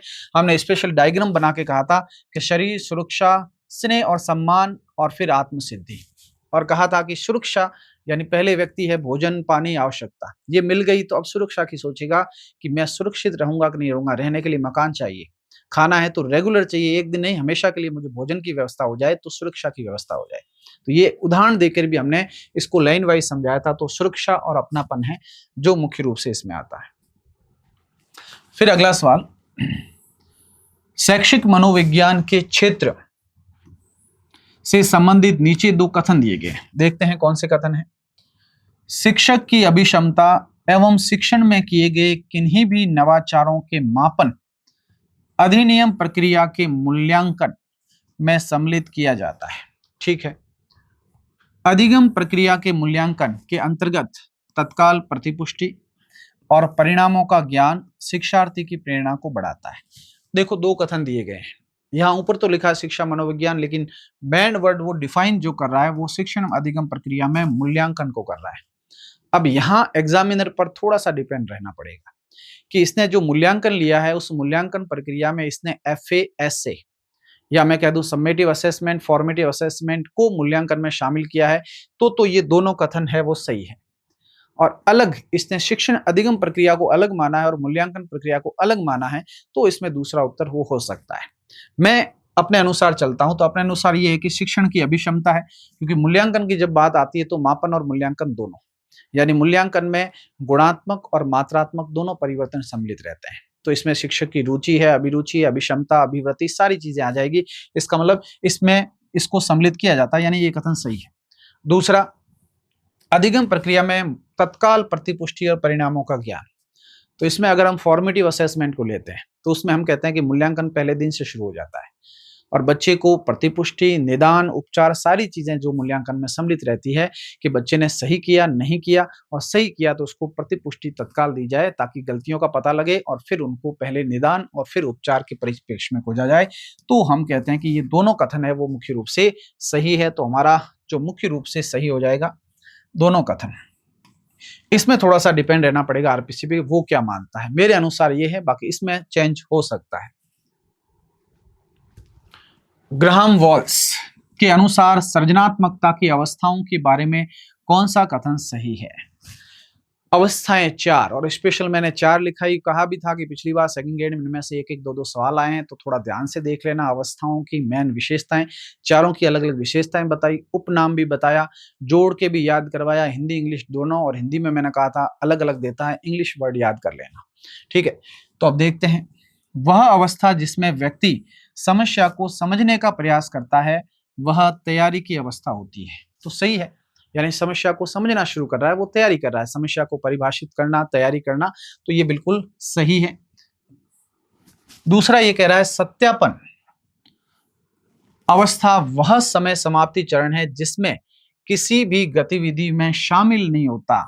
तो जब सत्यापन है, सत्यापन जो है मुख्य रूप से वैसे तो समाप्ति का चरण है, ये सही चीज है, लेकिन लास्ट इसने वर्ड दिया इसमें किसी गतिविधि में शामिल नहीं होता, तो ये जो बात कर रहा है वो इनक्यूबेशन की कर रहा है, यानी सेकंड स्तर की कर रहा है। इसका मतलब ये गलत है, ये कथन सही नहीं है। फिर है ऊष्मायन अवस्था में व्यक्ति अचानक समस्या का समाधान के बारे में अंतर्दृष्टि उत्पन्न होती है। तो इसने जो वर्ड लिया है वो लिया है इनक्यूबेशन इसमें, तो उन इनक्यूबेशन में समस्या का समाधान नहीं होता। इल्यूमिनेशन राउंड है, यानी जो मुख्य रूप से लास्ट से पहले तीसरा राउंड है उसमें मुख्य रूप से अचानक समस्या का समाधान होता है और कोहलर की अंतर्दृष्टि या सूझ से उत्पन्न होता है। इसे यूरेका भी कहा है, ये स्पेशल हमने क्लास में भी लिख रखा है। प्रेरणा की अवस्था में नवीन विचार और नवीन संभावनाएं जो है उभरती है, तो ये भी बिल्कुल सही है। कैसा? क्लास में देखो हमने चारों का 4 अवस्थाएं लिखी थी और चारों अवस्थाएं ये आपके सामने है, क्लासरूम की पीपीटी है। सबसे पहले कहा था हमने तैयारी, तैयारी में क्या करता है? सूचना, प्रमाण, परिभाषीकरण, ये शॉर्ट में मैंने कहा था, और कहा था सभी सूचनाओं को एकत्रित करता है, समस्या समाधान में मदद मिल सके, इनको एकत्रित किया जाता है, पक्ष विपक्ष और सूचनाओं का संश्लेषण किया जाता है, यानी यहाँ तैयारी की जाती है और सूचनाओं को इकट्ठा किया जाता है। दूसरा हमने कहा इनक्यूबेशन, याद रखना ये निष्क्रिय अवस्था है, स्पेशल लिखा है यहाँ निष्क्रिय अवस्था है, तो ये इनक्यूबेशन है। और उसमें क्या लिखा था कि वेरिफिकेशन या प्रमाणीकरण है जो है, इसका मतलब ये हमारा कथन यहाँ गलत हो गया कि सत्यापन वह अवस्था है जिसमें व्यक्ति शामिल नहीं होता, इसका मतलब ये यहाँ गलत हो गया। तीसरा हमने कहा प्रबोधन, इल्यूमिनेशन है, इसमें अचानक व्यक्ति को समस्या का समाधान मिल जाता है, ये कोहलर की सूझ की तरह है और इसे यूरेका कहा जाता है। पिछले एग्जाम में पूछा कि यूरेका कौन है, तो इनक्यूबेशन है, इसमें अचानक समस्या का समाधान होता है, इनक्यूबेशन में नहीं होता, इल्यूमिनेशन में होता है, इसलिए यहाँ जो वर्ड है वो इनक्यूबेशन, इल्यूमिनेशन में जो होता है, इसलिए हमारा मुख्य रूप से आ गया कि यह भी गलत है और ये सही है कि प्रेरणा की अवस्था नवीन विचारों, नवीन संभावना, यानी लास्ट जब वेरिफिकेशन हो जाता है तो बच्चा प्रेरित होता है और उसी के अनुसार व्यवहार किया जाता है। तो हमारा उत्तर सही हो गया ए और डी, ए और डी। तो 4 अवस्थाएं, हिंदी इंग्लिश नाम इसमें ज्यादा इंपॉर्टेंट थे, इसलिए मैंने इंग्लिश नाम से याद करवाया था कि प्रिपरेशन याद रखना, इनक्यूबेशन याद रखना, इल्यूमिनेशन याद रखना और वेरिफिकेशन याद रखना।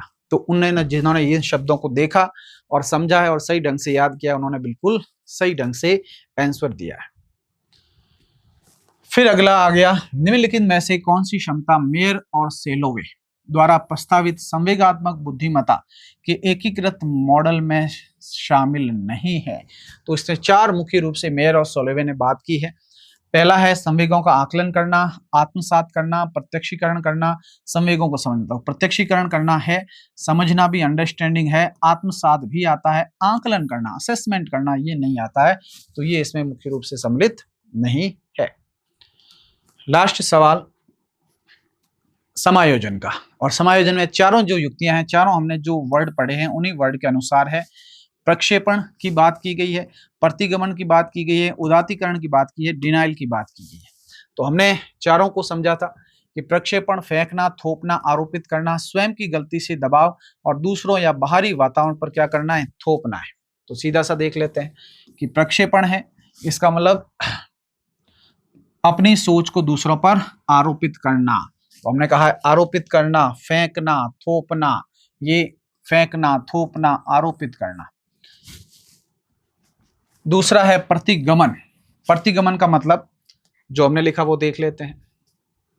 प्रतिगमन व्यक्ति अपने वर्तमान के तनाव दबाव को दूर करने के लिए पीछे लौटना, पीछे लौटना। तो इसका मतलब पहले के व्यवहार की ओर लौटना, पहले जैसा व्यवहार करता था बाल्य अवस्था में, शिशु अवस्था, उसकी ओर करता है। इसका मतलब प्रक्षेपण यहां आ गया, प्रतिगमन यहां आ गया। फिर है उदातीकरण। उदातीकरण में हमने कहा था असामाजिक प्रवृत्तियों को सामाजिक, अस्वीकृत को स्वीकृत, गलत को सही रूप में स्वीकार करना। और यही कह रहा है कि उदातीकरण उन्होंने सामाजिक रूप से स्वीकार्य दिशा में मोड़ना, यानी समाज जिसे स्वीकार करे उसी रूप में मोड़ना। इसीलिए हमने कहा था समाज स्वीकार करते, ये सामाजिक में समाज जिसे सही दे, समाज जिसे स्वीकार करे, स्पेशल वर्ड लिखा है कि समाज जिसको स्वीकार करता है वही होता है। और लास्ट है डिनाइल। डिनाइल मतलब वास्तविकता को अस्वीकार करना, और यही लाइन हमने क्लास में भी लिखी है कि वास्तविकता को अस्वीकार करना, अस्वीकार करना, नकारना, जो डिनाई की बात है, इसका मतलब आप वास्तविकता को अस्वीकार कर रहे हो। तो उदाहरण भी लिखा था कि एक शुतुरमुर्ग रेतीले तूफान को देखकर जमीन में जो है वो अपना सर छुपा लेता और कहता आसमान नहीं है।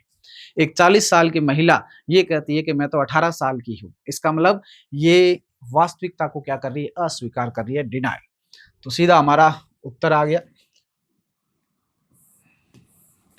तो सही उत्तर हमारा जो है वो मुख्य रूप से ए में 2, बी में 1, सी में 3 और डी में 4, ये बिल्कुल सही है।